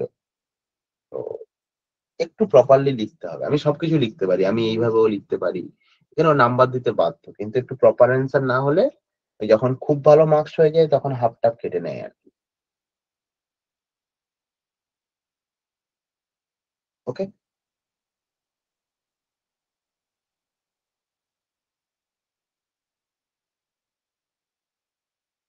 এইখান থেকে একটা প্রমাণ আসে, সেই প্রমাণটা আসে, তারপরে আমি সক্রিয়তাতে যাচ্ছি। সক্রিয়তা বলে একটা ব্যাপার আছে, সেটাও সোজা। এখানে একটা প্রমাণ আসে, প্রমাণটা লেখ।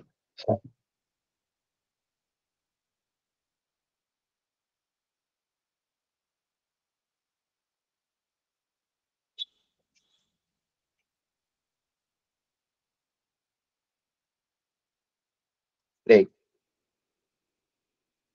কোন তেজস্ক্রিয়, একদম কোশ্চেনের ভাষায় বলছি, কোন তেজস্ক্রিয় কেন্দ্রক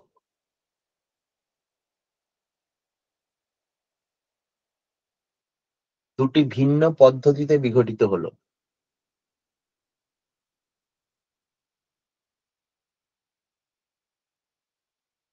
প্রথম পদ্ধতিতে অর্ধায়ু T1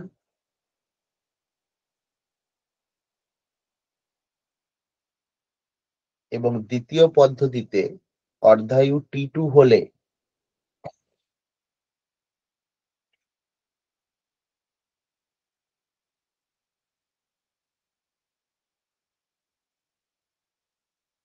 কার্যকর অর্ধায়ু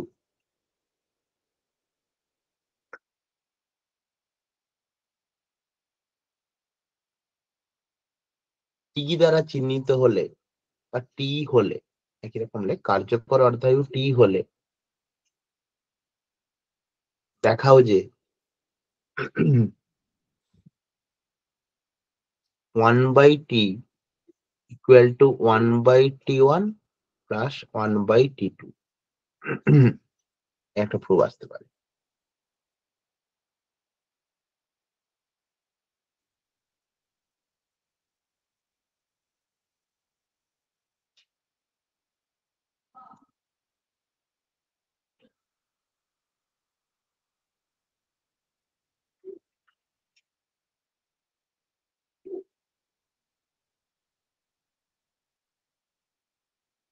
করবো কি করে? অন্তত 1-2 মিনিট একটু ভাবনা চিন্তা করা যাক কার মাথায় কি আসে, তারপর তো করে দিতে হবে, সেটা অন্য কথা।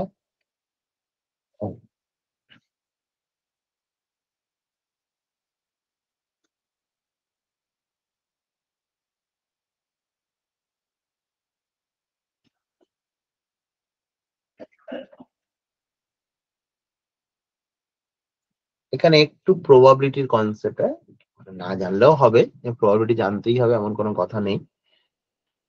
তাহলে লেখ, প্রথম পদ্ধতিতে বিঘটন ধ্রুবক λ1 সমান, ওই রিলেশনটা ইউজ করব, 0.693/t1।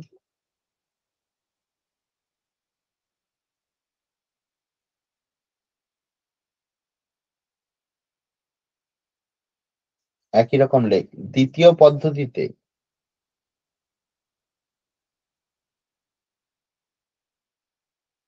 λ2 সমান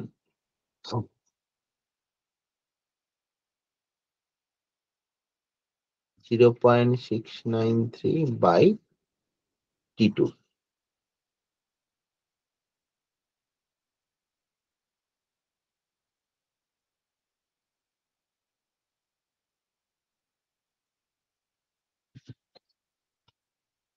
তারপরে লেখ, প্রথম পদ্ধতিতে বিঘটনের সম্ভাবনা, প্রথম পদ্ধতিতে বিঘটনের সম্ভাবনা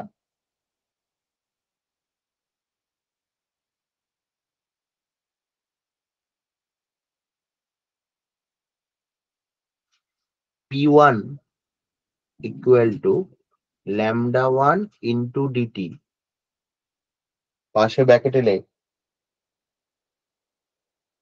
dt হলো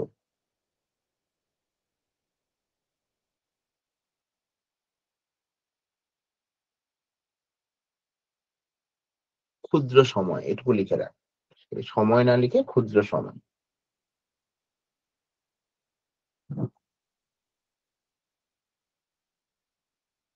একইভাবে লেখ, দ্বিতীয় পদ্ধতিতে বিঘটনের সম্ভাবনা, ডট ডট করে লিখে দিতে পারিস,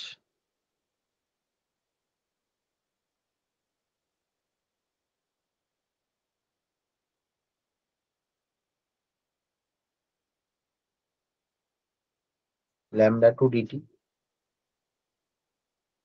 অবশ্যই বিঘটন ধ্রুবকের উপরেই ডিপেন্ড করে বিঘটনটা কত বসবে। তুই নিজেই লিখেছিস একটু আগে, ল্যামডা সমান কি, মাইনাস সাইনটা যদি বাদ দিই ভাবি, n dt divided by n।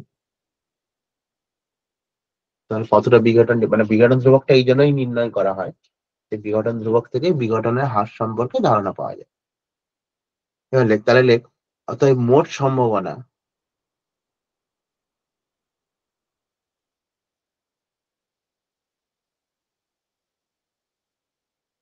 সব ম্যাথ করাতে গেলে মুশকিল হয়ে যাবে, এটুকু মনে রেখে দিবি, প্রবাবিলিটিতে কি হয়ে যায়, যোগ হয়ে যায়। তাহলে মোট সম্ভাবনা p ইকুয়াল টু তাহলে কি হবে, p1 প্লাস p2। এদিকে তাহলে কত বসবে, ল্যামডা ডিটি সমান এদিকে কত হচ্ছে, λ1 dt প্লাস λ2 dt। সম্ভাবনা না করে শুধু ল্যামডাটাকে যোগ করতে পারি না নর্মালি। তাহলে দেখ, ল্যামডা ইকুয়াল টু আসছে কি, λ1 প্লাস λ2। একটু করে দেওয়া ভালো, নাহলে এইটা না করে ডিরেক্ট তুই যদি এটা লিখতে চাস একটু নাম্বার কেটে নেয়, ম্যাথমেটিক্যালি একটু ভুল হয়ে যায় আর কি। তো এবার তুই ভ্যালু বসিয়ে দে না, হয়েই গেছে। ল্যামডা সমান কত লিখবো, 0.693 ডিভাইডেড বাই কত, টি সমান 0.693 divided by t1। Plus 0.693 divided by 2। Both সাইডে কমন নিয়ে নে, কেটে বেরিয়ে গেল।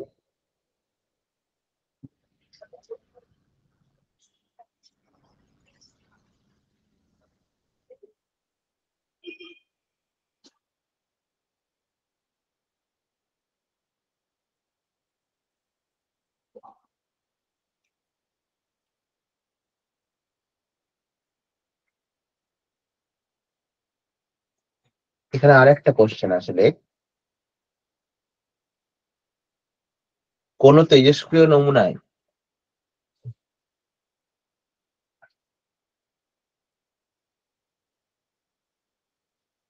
বিঘটনের হার, ব্র্যাকেটে লিখবি আর,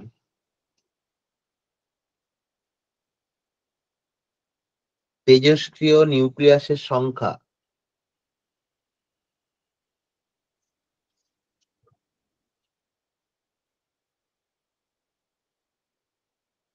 n এর ওপর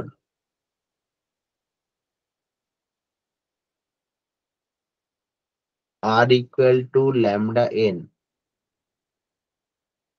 সম্পর্ক অনুযায়ী নির্ভর করে।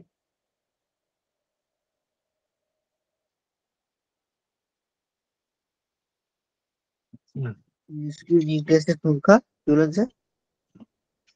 কতদূর লিখেছিস বল? বিঘটনের হার আর তেজস্ক্রিয় নিউক্লিয়াসের সংখ্যা n এর ওপর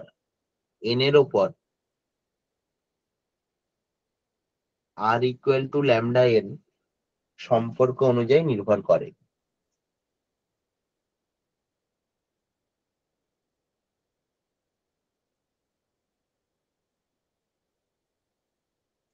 খুব ইজি প্রমাণ। এটা সিবিএসই তে এসেছিল কোশ্চেনটা, বাংলা মিডিয়ামে এখনো আসেনি, কিন্তু সিবিএসই থেকে অনেক সময় কোশ্চেন গুলো তুলে দেয়, মানে যে নতুন কোশ্চেন গুলো আমরা দেখতে পাই এইচএস এ, সেগুলো একটু সিবিএসই সালের কোশ্চেন মাঝে মধ্যে দিয়ে দেয়। তো এটাও না আসার কোনো ব্যাপার নেই। তাহলে আমার কোশ্চেন কি বলেছে একটু ভালো করে পড়। বিঘটনের হারকে আর বলেছে, তার মানে প্রশ্ন অনুযায়ী আর ইকুয়াল টু কত? মাইনাস ডিএনডিটি। যেহেতু কমে যায় ওই জন্য মাইনাস, আর ডিএনডিটিটাকে আর বলেছে কোশ্চেন। তাহলে পরের লাইনে কি হবে? R equal to minus d d t of N এর ভ্যালুটা বসিয়ে দে, n0 e to the power minus lambda t পাশে লিখে দিবি, যেহেতু n equal to n0 e to the power minus lambda টি।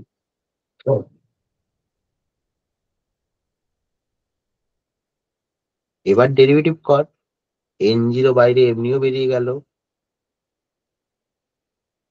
এটা ডেরিভেটিভ করলে কি হয়? এক্সপোনেনশিয়ালের ডেরিভেটিভ করলে এই কনস্ট্যান্টটা খালি পাশে চলে আসবে, তার মানে পাশে এলো মাইনাস ল্যামডা, ফাংশনটা যেমন ছিল তেমনই থেকে গেল, মাইনাস মাইনাসে প্লাস হয়ে গেল। তাহলে অ্যাকচুয়ালি হলো দেখ lambda n0 e to the power minus lambda t মানে কত? n। এই যে ছোট ছোট প্রুফ দেয়।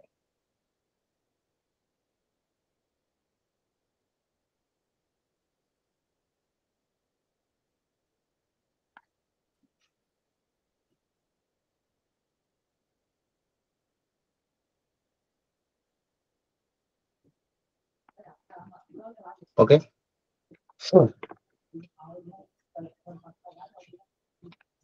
আচ্ছা এবার যদি বলে, অনেকক্ষণ তো আমরা অনেক কিছু পড়ে নিলাম, তাহলে একটু তোদেরকে আমি জিজ্ঞেস করতে পারি, যদি বলে অর্ধায়ু ও গড়ায়ুর মধ্যে সম্পর্ক কি?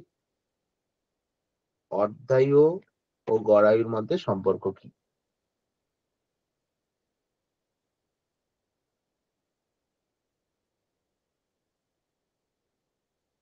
স্যার গড় আয়ুটা অর্ধায়ুর থেকে বেশি হবে। সম্পর্কটা লাই, বেশি কম সব পরের কথা। তুই কি লিখবি বেশি হয়, সম্পর্ক কি হবে? আগে আমি অর্ধায়ুর সম্পর্ক কি পড়েছিলাম বল? T to the power half equal to, এত মুখস্থ হয়ে যাওয়ার কথা এতক্ষণ, বাই ল্যামডা, 1/λ মানেই তো গড়ায়ু ছিল। T to the power half equal to কত হচ্ছে? 0.693 ইন্টু টাউ।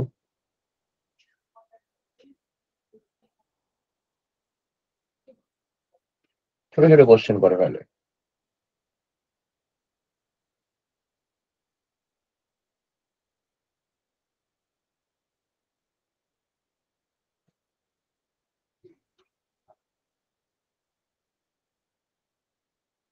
হয়েছে? এবার লেখ নেক্সট কোশ্চেন, তেজস্ক্রিয় পদার্থের সক্রিয়তা বলতে কি বোঝো?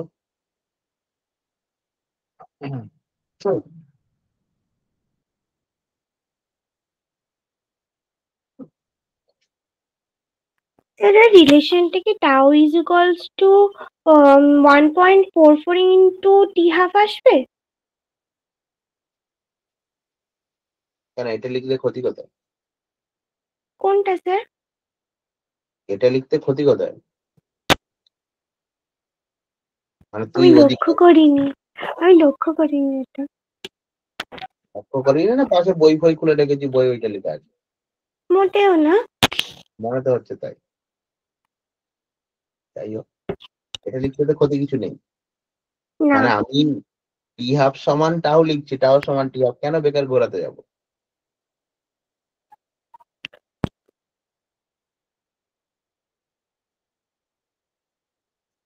নেক্সট লেখ, তেজস্ক্রিয় পদার্থের সক্রিয়তা বলতে কি বোঝো? হয়েছে? ওর সঙ্গেই লেখ সক্রিয়তার রাশিমালা প্রতিষ্ঠা করো।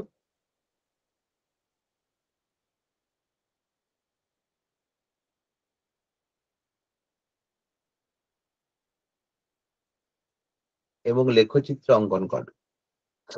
একসঙ্গে পুরোটা করবো।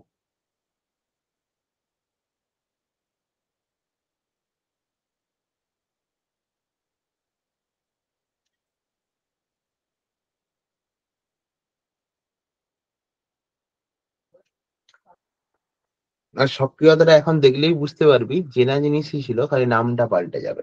তাহলে একটু লেখ, কোন তেজস্ক্রিয় পদার্থের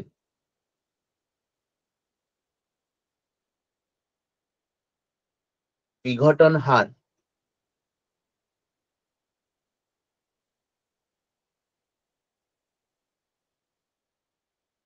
অর্থাৎ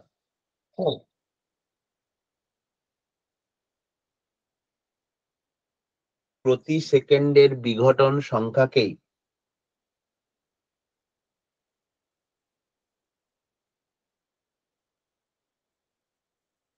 পদার্থটির সক্রিয়তা বলে।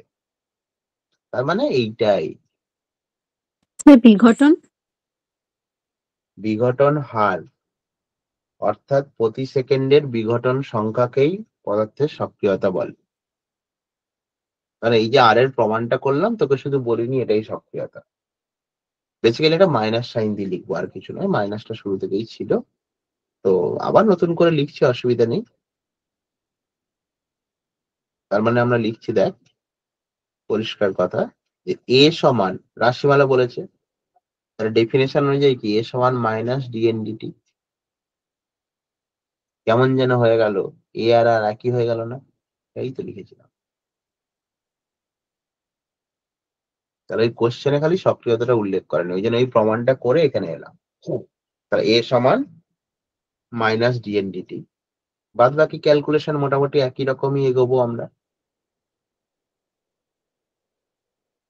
তাহলে এর ইকুয়েশন আমাকে বের করতে হবে।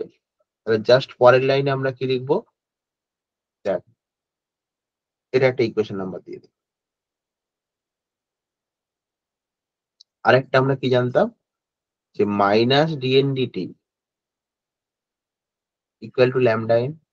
না, ওখানে যেটা প্রুভ করেছি, আমাকে দেখাতে বলেছিল, তাই এখানে তো আমাকে দেখাতে বলেনি, আমি লিখে দেবো minus ডিএনডিটি equal to lambda N. এবার দুটো ইকুয়েশনকে কম্পেয়ার করে দিই, তাহলে তুলনা করে পাই, 1 ও 2 তুলনা করে পাই এ ইকুয়াল টু ল্যামডা এন।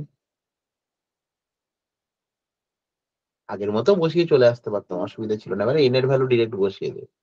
তাহলে এ ইকুয়াল টু হচ্ছে lambda N zero e to the power minus lambda টি।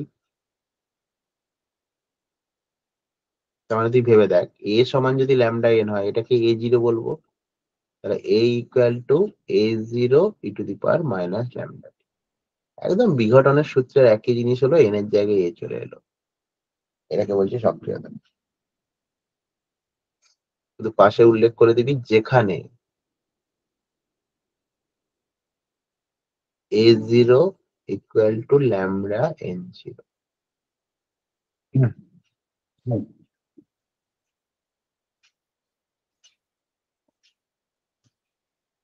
তাহলে বুঝতেই পারছিস, যদি আমাকে বলা হয় গ্রাফটা আঁকতে, কোনো সমস্যা নেই। কোথায় আঁকা ছিল, এই পেজে না আগের পেজে? দাঁড়া, কেন আবার কষ্ট করে আঁকবো, তোরাই আঁক। কারণ এটাকেই লিখে দেবো কত এ।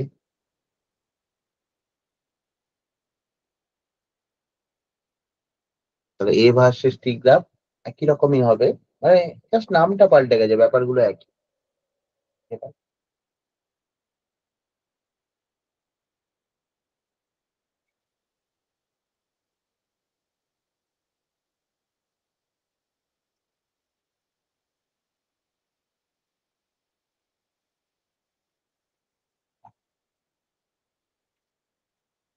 এর একক থেকে একটু কোশ্চেন আসলে, সক্রিয়তার একক।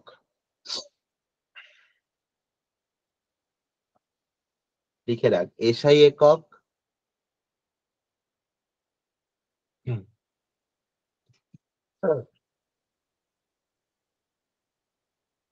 এসআই একক হয় বেকারেল। লোকটা প্রথম তেজস্ক্রিয়তা আবিষ্কার করেছিল, একটু তো গুরুত্ব দিতে হবে। এসআই একক হচ্ছে বেকারেল। তার নিচেই লেখ প্রচলিত একক। তেজস্ক্রিয়তাকে সব থেকে উঁচু জায়গায় নিয়ে গেছিল যে 20। এসআই একক বেকারেল, প্রচলিত একক 20। এই দুটো ডিফাইন করতে অনেক সময় বলে, ওই জন্য ডেফিনেশনটা আমরা একটু রেডি করে রাখবো। সোজা ডেফিনেশন, একবার পড়লে ঠিক করে বুঝতে পেরে যাবি।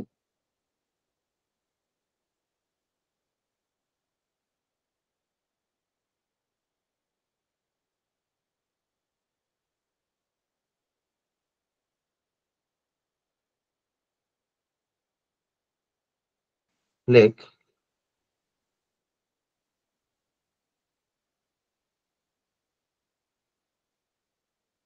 বেকারেল সমান লেখ, কোন তেজস্ক্রিয় নমুনায়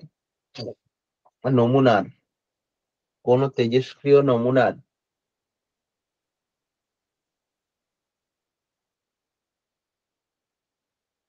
বিঘটনের হার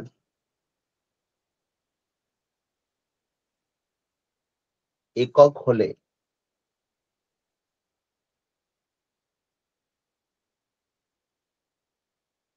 নমুনাটির সক্রিয়তা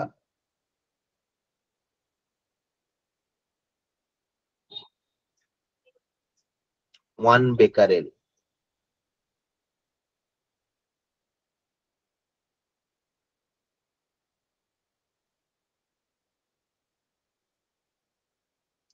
ওই জন্যই বেকারেলের আরেকটা নাম আছে, অনেক সময় ইউনিট দেখতে পাবি ডিপিএস, পাশে লিখে রাখবি ডিপিএস। ডেফিনেশনটা লিখেই ওই জন্য বললাম, disintegration per second. Disintegration per second, বিঘটন প্রতি সেকেন্ডের বিঘটন। আর বেকারেলের আরেকটা নাম হচ্ছে ডিপিএস। অনেক সময় অঙ্কের এককের পাশে অঙ্ক দিলে ডিপিএস লেখা থাকবে, মানে বেসিক্যালি বেকারেল। এবার আছে 20।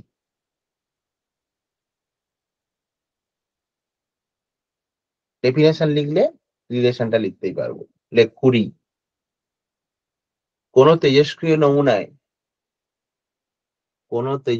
নমুনায় প্রতি সেকেন্ডে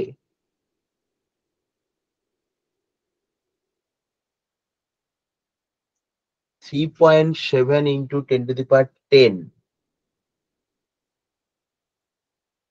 টি পরমাণু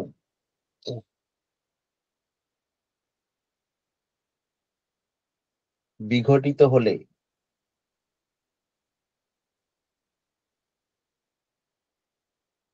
নমুনাটির সক্রিয়তা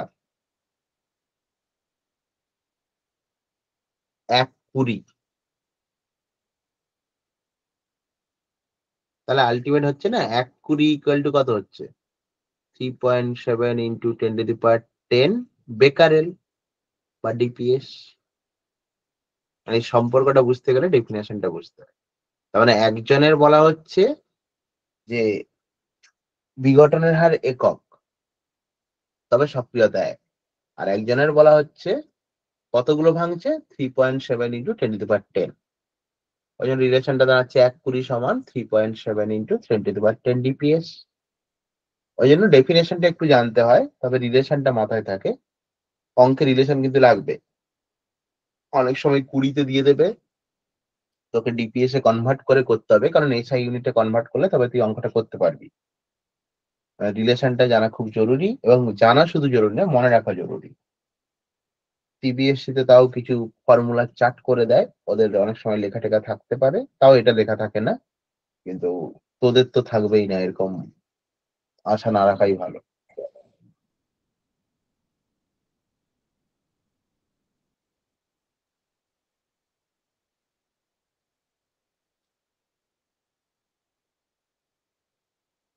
আচ্ছা, এরপরে সংযোজন বিয়োজনটাই খালি থাকছে, এটা পড়াবো।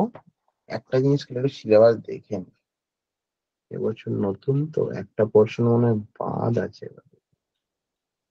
নাহলে শুধু পড়িয়ে লাভ নেই। ওয়েট কর।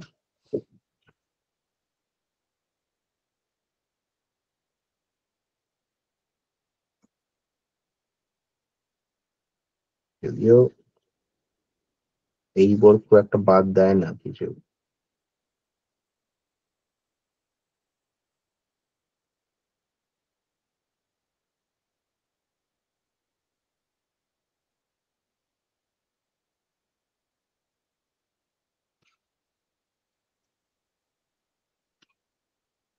Radioactive decay law, Martian antideviation, must effect 290.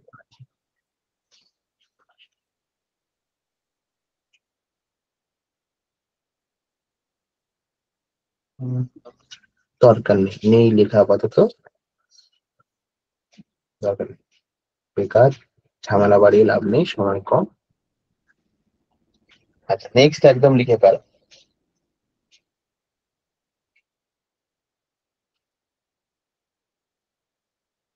কৃত্রিম মৌলান্তর কি?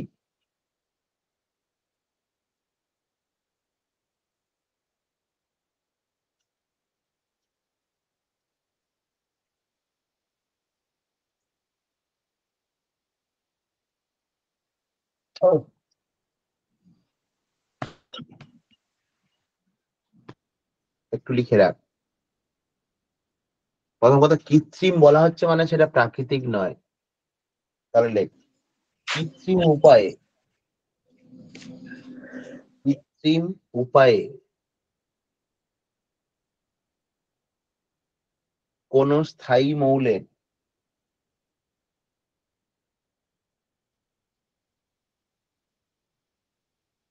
নিউক্লিয়াসের প্রোটন সংখ্যার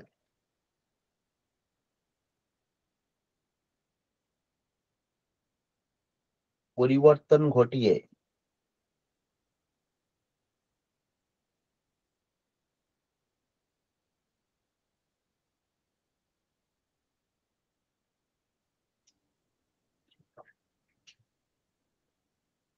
অন্য কোন মৌলে পরিবর্তিত করার প্রক্রিয়াকে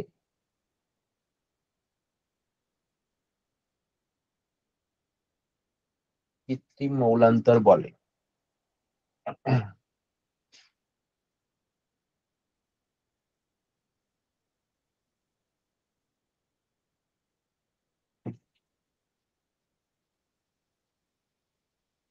আচ্ছা, নেক্সট হচ্ছে 10-এ আমরা এই জায়গাটা পড়েছিলাম যে নিউক্লিয় সংযোজন ও নিউক্লিয় বিয়োজন, এই দুটো পার্ট আমরা পড়বো, এবং এর গুরুত্বটা আমরা আগেই পড়ে এসেছি। কোথায় পড়ে এসেছি? বন্ধন শক্তির গুরুত্বতে। যেগুলোর ভর কম থাকে, মানে পারমাণবিক সংখ্যা নয়, ভর সংখ্যা 20 থেকে কম হয়, তারা পরস্পর সংযোজিত হয়ে ভারী মৌলের নিউক্লিয়াসে পরিণত হয়, কারণ স্থায়ী হতে চায়। আর যাদের 200 থেকে বেশি হয়, তারা বিয়োজিত হয়ে 200 নিচে আসতে চায়। গুরুত্বতে আগের বারের লাস্ট ক্লাসে কিন্তু ওটাই আমরা পড়েছি। একটু ছোট ছোট করে ব্যাপারগুলোকে একটু লেখার চেষ্টা করি। নিউক্লিয় বিভাজন কি, এগুলো লেখাবো না, আমি একটু বলে দিচ্ছি। লেখাতে গেলে বেকার সময় নষ্ট, টেনে পড়েছিলাম, কোশ্চেন আকারে লিখে রাখ, ব্যাপারগুলো আমি একটু ডিসকাস করে দিই। আর টেনের থেকে বেশি কিছু যদি জানা যায় সেটা দেখা যাবে। তাহলে বেসিক্যালি কি ছিল, কোনো ভারী মৌলের নিউক্লিয়াসকে ভেঙে দুটি মাঝারি মানের নিউক্লিয়াসে পরিবর্তিত করার প্রক্রিয়াকে বলা হয় নিউক্লিয় বিভাজন। আর নিউক্লিয় সংযোজন কি ছিল না, হালকা মৌলের নিউক্লিয়াসগুলি পরস্পর সংযোজিত হয়ে ভারী মৌলের নিউক্লিয়াসে পরিণত হওয়ার প্রক্রিয়াটাকে বলছিলাম নিউক্লিয় সংযোজন। তাহলে নিউক্লিয় বিয়োজন কাকে বলে, নিউক্লিয় সংযোজন কাকে বলে, এই দুটো জিনিস কিন্তু খাতায় লিখে রাখ, এটুকু আমরা পড়ে নিতে পারি না। এখন যদি বলি সেটাও লিখে দিতে হবে, দুঃখের ব্যাপার, মানে সে দুঃখ কাউকে বলা যাবে না। তো এই দুটো ডেফিনেশন অন্তত পড়াবো না। হ্যাঁ, কিছু ছোট ছোট ব্যাপার আছে এখানে যেগুলো অবশ্যই তোকে বলে যেতে হবে, না বললে করতে পারবি না, সেগুলোতে আসছি। প্রথমেই লেখ, এখানে দু প্রকার নিউট্রন পাওয়া যায়। লেখ, তেজস্ক্রিয় বা নিউক্লিয় বিক্রিয়ায় লেখ, নিউক্লিয় বিক্রিয়ায় ব্যবহৃত নিউট্রনগুলি মূলত দু প্রকারের হয়।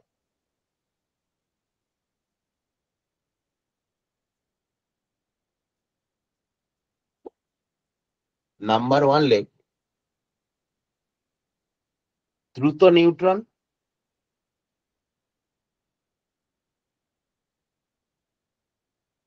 নাম্বার টু, তাপীয় নিউট্রন। তাপীয় নিউট্রন মানে যাদের বেগ কম আর কি।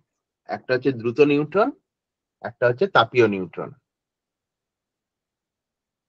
এবার দ্রুত নিউট্রন কাকে বলে আর তাপীয় নিউট্রন কাকে বলে সেটা হচ্ছে একটা ভ্যালুর উপর ডিপেন্ড করে, অবশ্যই সেটা লিখে রাখ।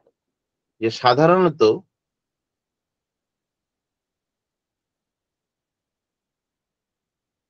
স্যার কোনটা বলছেন? দ্রুত নিউট্রন সাধারণত 2 মেগা ইলেকট্রন ভোল্ট এমইভি, সাধারণত 2 এমইভি থেকে বেশি শক্তি সম্পন্ন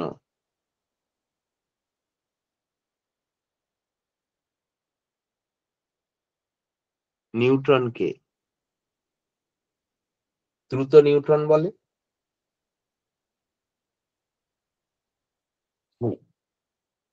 আর তাপীয় নিউট্রন হচ্ছে, লিখে রাখ, সাধারণত 0.03 ইভি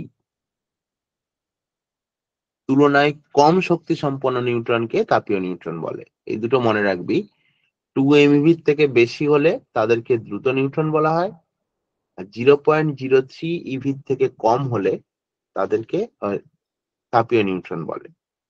এই দুটো ছোট ডেফিনেশন কিন্তু আমাকে জানতে চাইতে পারে।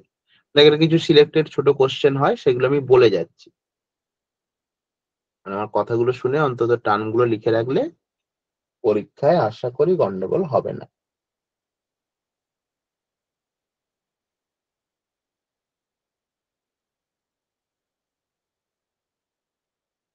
নেক্সট লেখ, শৃঙ্খল বিক্রিয়া কি?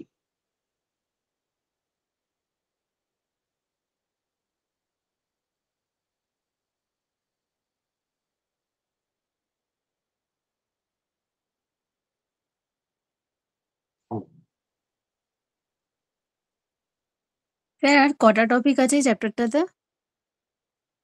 কেন? না যে সেই পেজ ফাঁকা রাখতে বলেছিলেন না মধ্যিখানে, ওই জন্য মানে প্রায় শেষ হয়ে এসছে, সেই অনুযায়ী লিখবো ওই জন্য।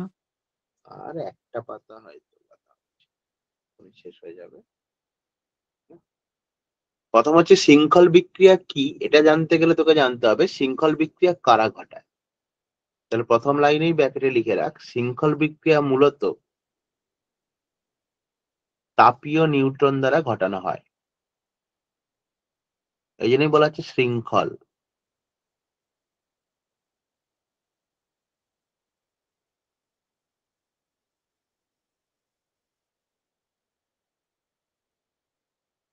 তাহলে নর্মালি আমরা যে নিউক্লিয় বিভাজন বলি তার সমীকরণ কি ছিল, এটা একটা শৃঙ্খল বিক্রিয়া হয়, মানে অ্যাকচুয়ালি পারমাণবিক চুল্লিতে যেটা হয় সেটাকে আমরা কন্ট্রোল করতে পারি, তো ইকুয়েশন কি ছিল, আমরা এটা মানে টেনেও পড়েছিলাম, চেনা কিনা দেখ দেখি। ইউরেনিয়াম 92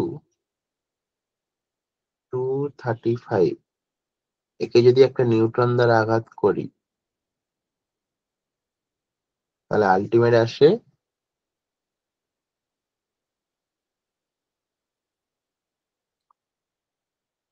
ইরিডিয়াম 56 141 প্লাস টন, এটা 96 92 আর এটা 36 আর 3টে নিউট্রন। এটা কি টেনে দেখেছিলাম না আজ নতুন দেখছি?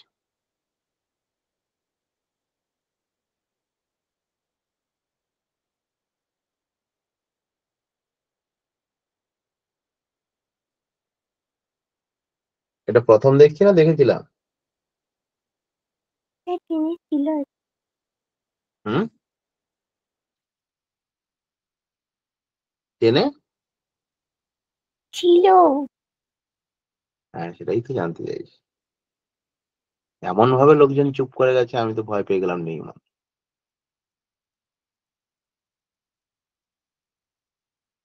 তাহলে এখানে একটা জিনিস জানতে চাইতে পারে, নিউক্লিয় শৃঙ্খল বিক্রিয়া কার দ্বারা ঘটানো হয়, এটা খুব প্রায় কোশ্চেন আসে, তাপীয় নিউট্রন। তাহলে শৃঙ্খল বিক্রিয়া এটা তুই নিজের মতো ডিফাইন করতে পারিস। তাহলে শৃঙ্খল বিক্রিয়া বেশি হয় কি, শুনে নে আগে। তাহলে কোনো ভারী মৌলের নিউক্লিয়াসকে নিউট্রন দ্বারা বা তাপীয় নিউট্রন দ্বারা আঘাত করে দুটি হালকা মৌলের নিউক্লিয়াস এবং 3টে নিউট্রন সৃষ্টি হয়, এবং এই নিউট্রন গুলি আবার কি করে আঘাত করবে। শৃঙ্খল কেন বলা হয়? তাহলে এই 3টে নিউট্রন আবার কটা সৃষ্টি করবে বল? প্রত্যেকে 3টে করে, মানে 9টা। আবার এই 9টা হয়ে যাবে কত, তারা আবার 3টে করে সৃষ্টি করবে, 27। তারপরে এই 27টা কতগুলো সৃষ্টি করবে, 81। এইভাবে প্রচুর পরিমাণ নিউট্রনের সৃষ্টি হয় এবং বিক্রিয়াটা কন্টিনিউ হতে থাকে। তো এটাকেই আমরা বলি শৃঙ্খল বিক্রিয়া। শৃঙ্খল বিক্রিয়া কাকে বলে সেটাও একটু আমরা দেখে নেব।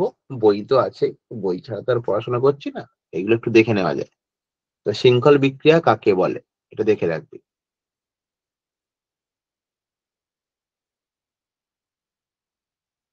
এবার এখানে খুব ফেমাস কোশ্চেন, সেটা হচ্ছে লেখ সংকট ভর কি।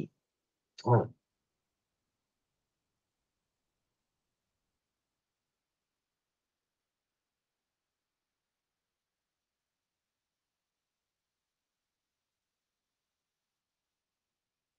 এটা একটু বলতেই পারি, না পড়েও বলা যেতে পারে। বলতে পারবি কেউ? সংকট ব্যাপারটাকে যদি গুরুত্ব দেওয়া যেতে পারে তাহলে কিন্তু বলা যেতে পারে। কে নৈশান্তি বল। যে ভরের পরবর্তী ভরযুক্ত মৌলগুলো বিঘটন ঘটায়। শৃঙ্খল বিক্রিয়া ঘটায়, বেসিক্যালি হ্যাঁ, শৃঙ্খল বিক্রিয়া ওয়ার্ডটা ইউজ করব। তার মানে যে লিমিট পর্যন্ত, যে মান পর্যন্ত শৃঙ্খল বিক্রিয়া ঘটে না, বা ভরের যে মান অতিক্রম করলে শৃঙ্খল বিক্রিয়া ঘটে, যে কোনো একদিক থেকে বলবো, হয় বলবো ঘটে না, বা যেটা অতিক্রম করলে শৃঙ্খল বিক্রিয়া ঘটে, মানে ওটাই লিমিট। যে ওই ভর পর্যন্ত কিন্তু শৃঙ্খল বিক্রিয়া ঘটে না, ওই ভর অতিক্রম করলে তবে শৃঙ্খল বিক্রিয়া ঘটতে শুরু করে। তাহলে পরিষ্কার ভাষায় নিজের ভাষাতেই লিখবো, কোনো পরমাণুর বা কোনো মৌলের যে নির্দিষ্ট ভরের তুলনায় বেশি হলে নিউক্লিয় বিয়োজন প্রক্রিয়া সংঘটিত হয় বা শৃঙ্খল বিক্রিয়া সংঘটিত হয়, তাকেই আমরা বলি সংকট ভর। ওকে, তাহলে সংকট ভর এগুলো একটু একটু বই থেকে পড়ে নিবি। এই ব্যাপারগুলো, এগুলো তো লেখানোর মতো নয়, ছোট ছোট ডেফিনেশন আমি একটু আলোচনা করে নিচ্ছি খালি। নেক্সট তোকে জিজ্ঞেস করতে পারে নিউক্লিয় চুল্লি কি। এগুলো টেনে মোটামুটি ছিল। কেউ একজন বল, মাসুম।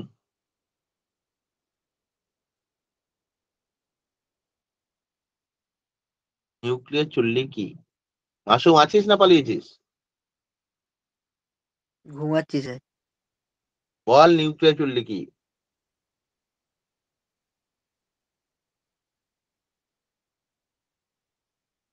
তুই আগে বলতো নিউক্লিয় চুল্লি ছাড়। তোকে যদি বলা হয় তোর বাড়ির গ্যাস ওভেনের ডেফিনেশন দে, কি বলবি?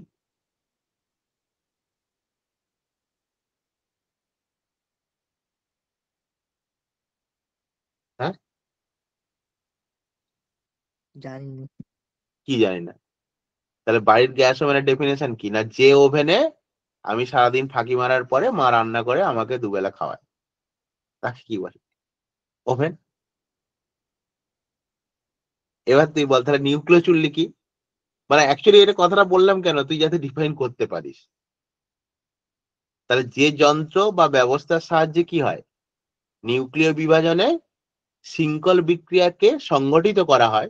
বারবার বলছি শৃঙ্খল বিক্রিয়া সংগঠিত করা হয়, কারণ পারমাণবিক বোমার যে বিস্ফোরণ হয় সেটা কিন্তু শৃঙ্খল না, এবং তাকে প্রয়োজন মতো ব্যবহার করে শক্তি উৎপন্ন করা হয়। মানে বেসিক্যালি নিউক্লিয় যে বিদ্যুৎ কেন্দ্রগুলো থাকে, পারমাণবিক বিদ্যুৎ কেন্দ্র, সেখানে নিউক্লিয় চুল্লিতে বিদ্যুৎ উৎপন্ন করা হয়।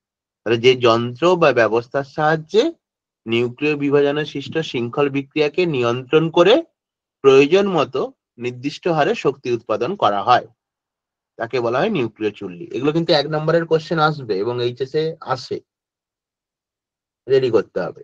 আর এগুলো বুঝতে নিশ্চয়ই কোনো অসুবিধা নেই, খালি একটু বই থেকে পড়ে সুন্দর করে লিখে নেব। নেক্সট, মডারেটর কি? এটাও টেনে আসতো। মডারেটর কি? এটা অন্য কেউ একজন বল। স্পন্দন।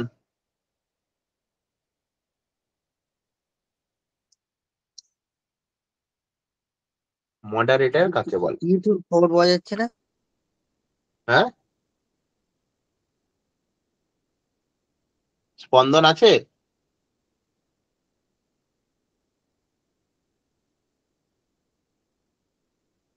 ব্যাস, ও চলে গেছে।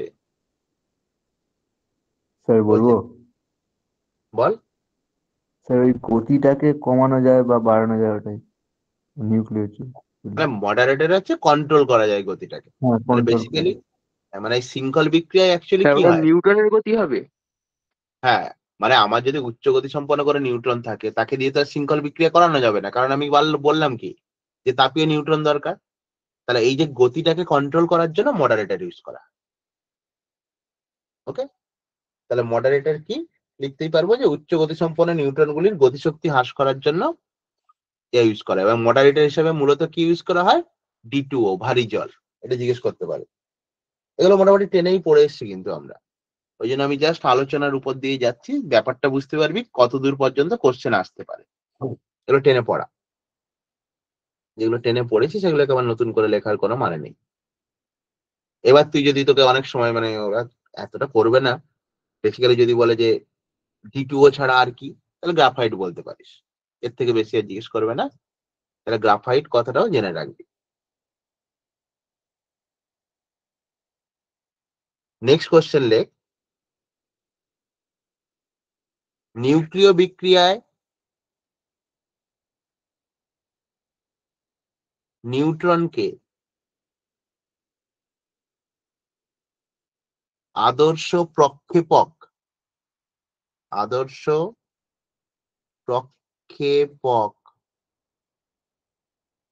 হিসাবে ব্যবহার করা হয় কেন?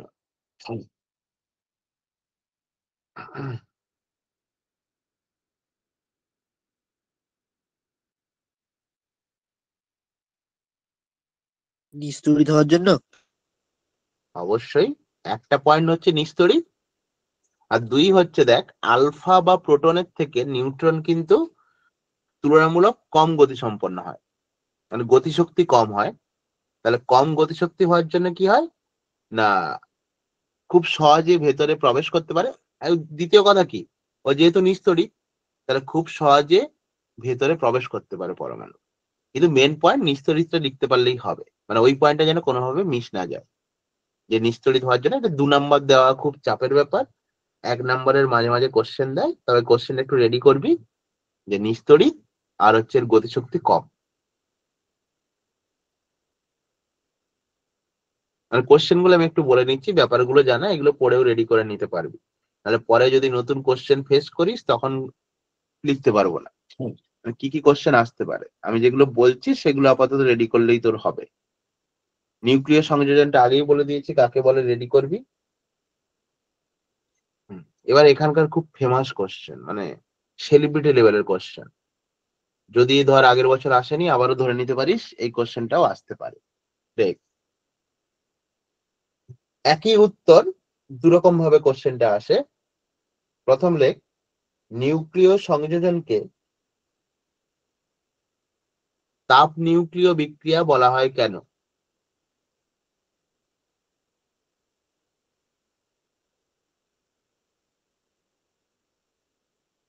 স্যার একবার বলুন। নিউক্লিয় সংযোজনকে তাপ নিউক্লিয় বিক্রিয়া বলা হয় কেন?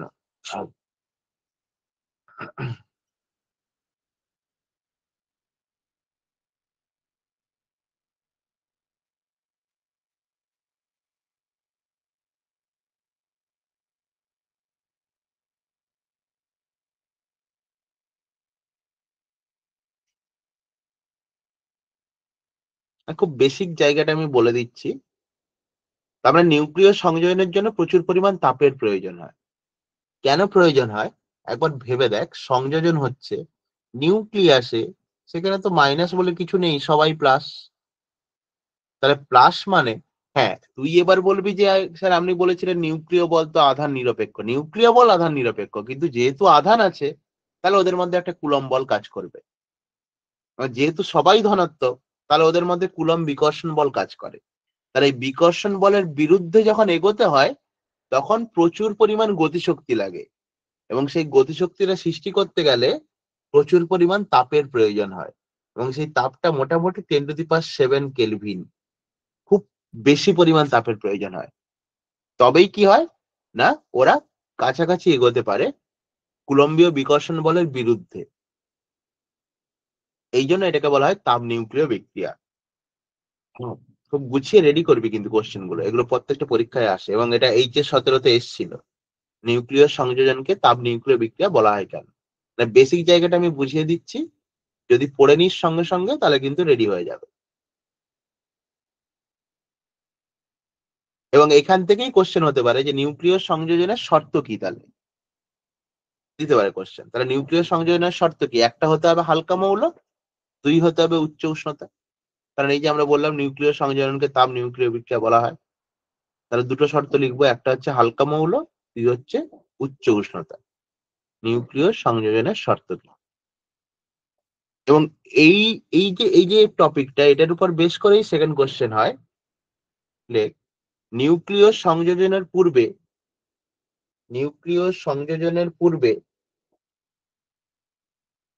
নিউক্লিয় বিয়োজন প্রক্রিয়া ঘটানো হয় কেন? নিউক্লিয় সংযোজনের পূর্বে নিউক্লিয় বিয়োজন প্রক্রিয়া ঘটানো হয় কেন?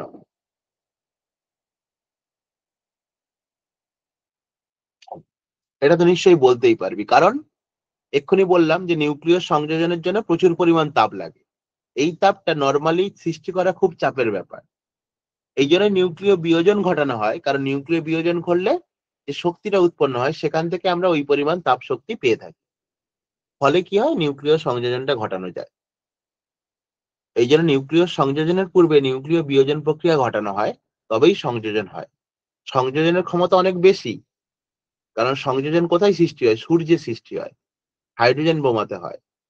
তার মানে এই দুটো কোশ্চেন রেডি করবি, একটাকে তাপ নিউক্লিয় বিক্রিয়া বলা হয় কেন, আর একটাকে সংযোজনের পূর্বে বিয়োজন ঘটানো হয় কেন। তাপ নিউক্লিয়টা HS-এ চলে এসছে, সংযোজনের পূর্বে বিয়োজন কেন ঘটানো হয় এটা এখনো আসেনি, তবে এসে যেতেই পারে।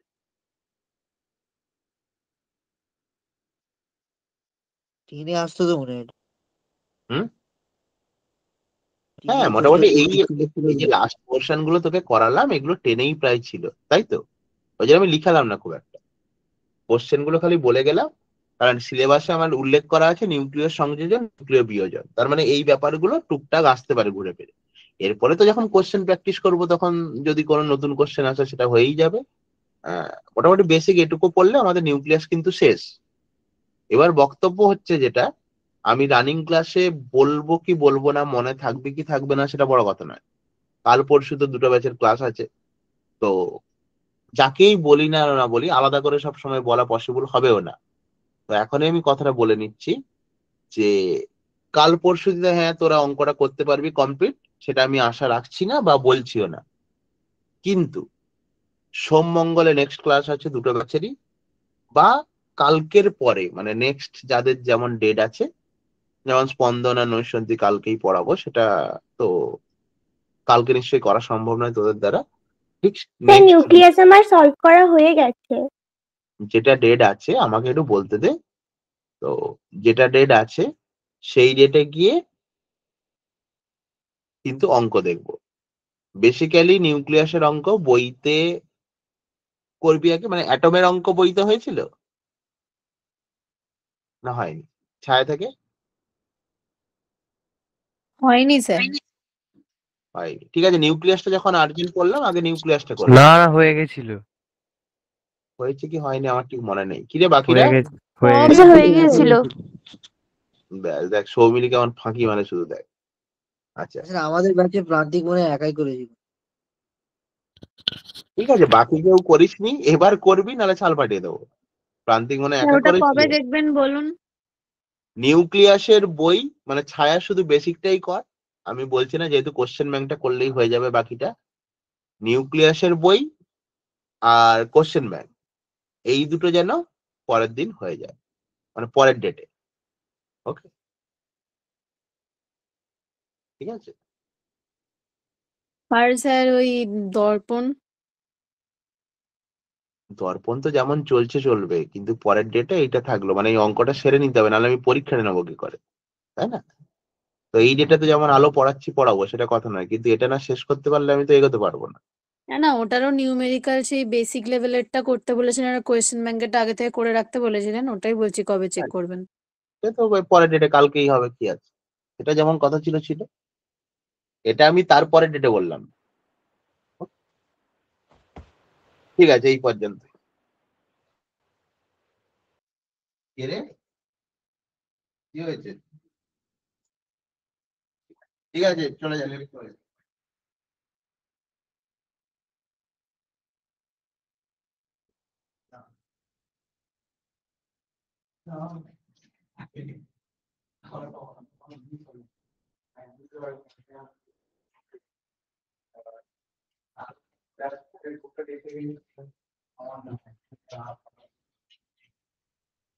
ঠিক আছে, তাহলে তুই খেলে না না না না না না না না না না না।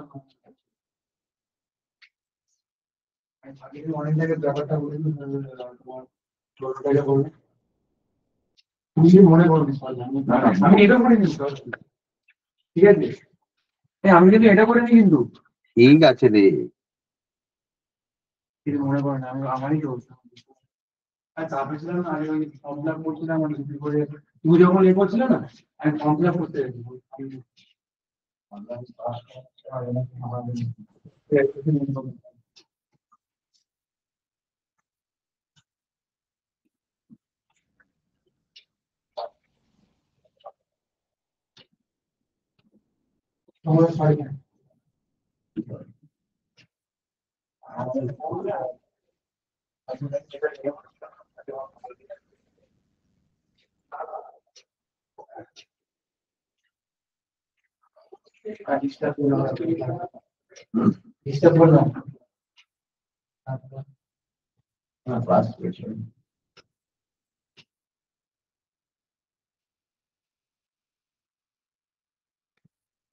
আমি কি এক্সট্রা ভাত ওখান থেকে খেতে পারবো তো?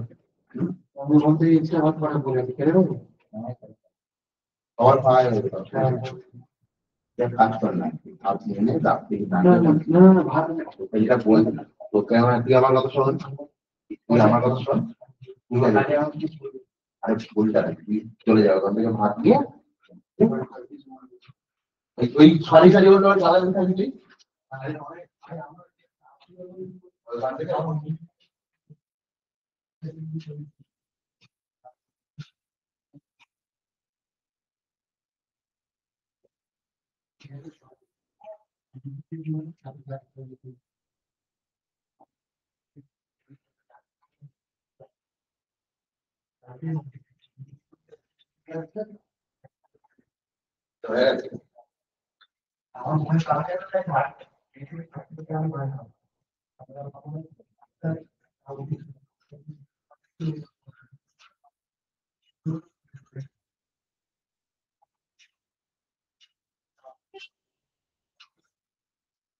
কাজ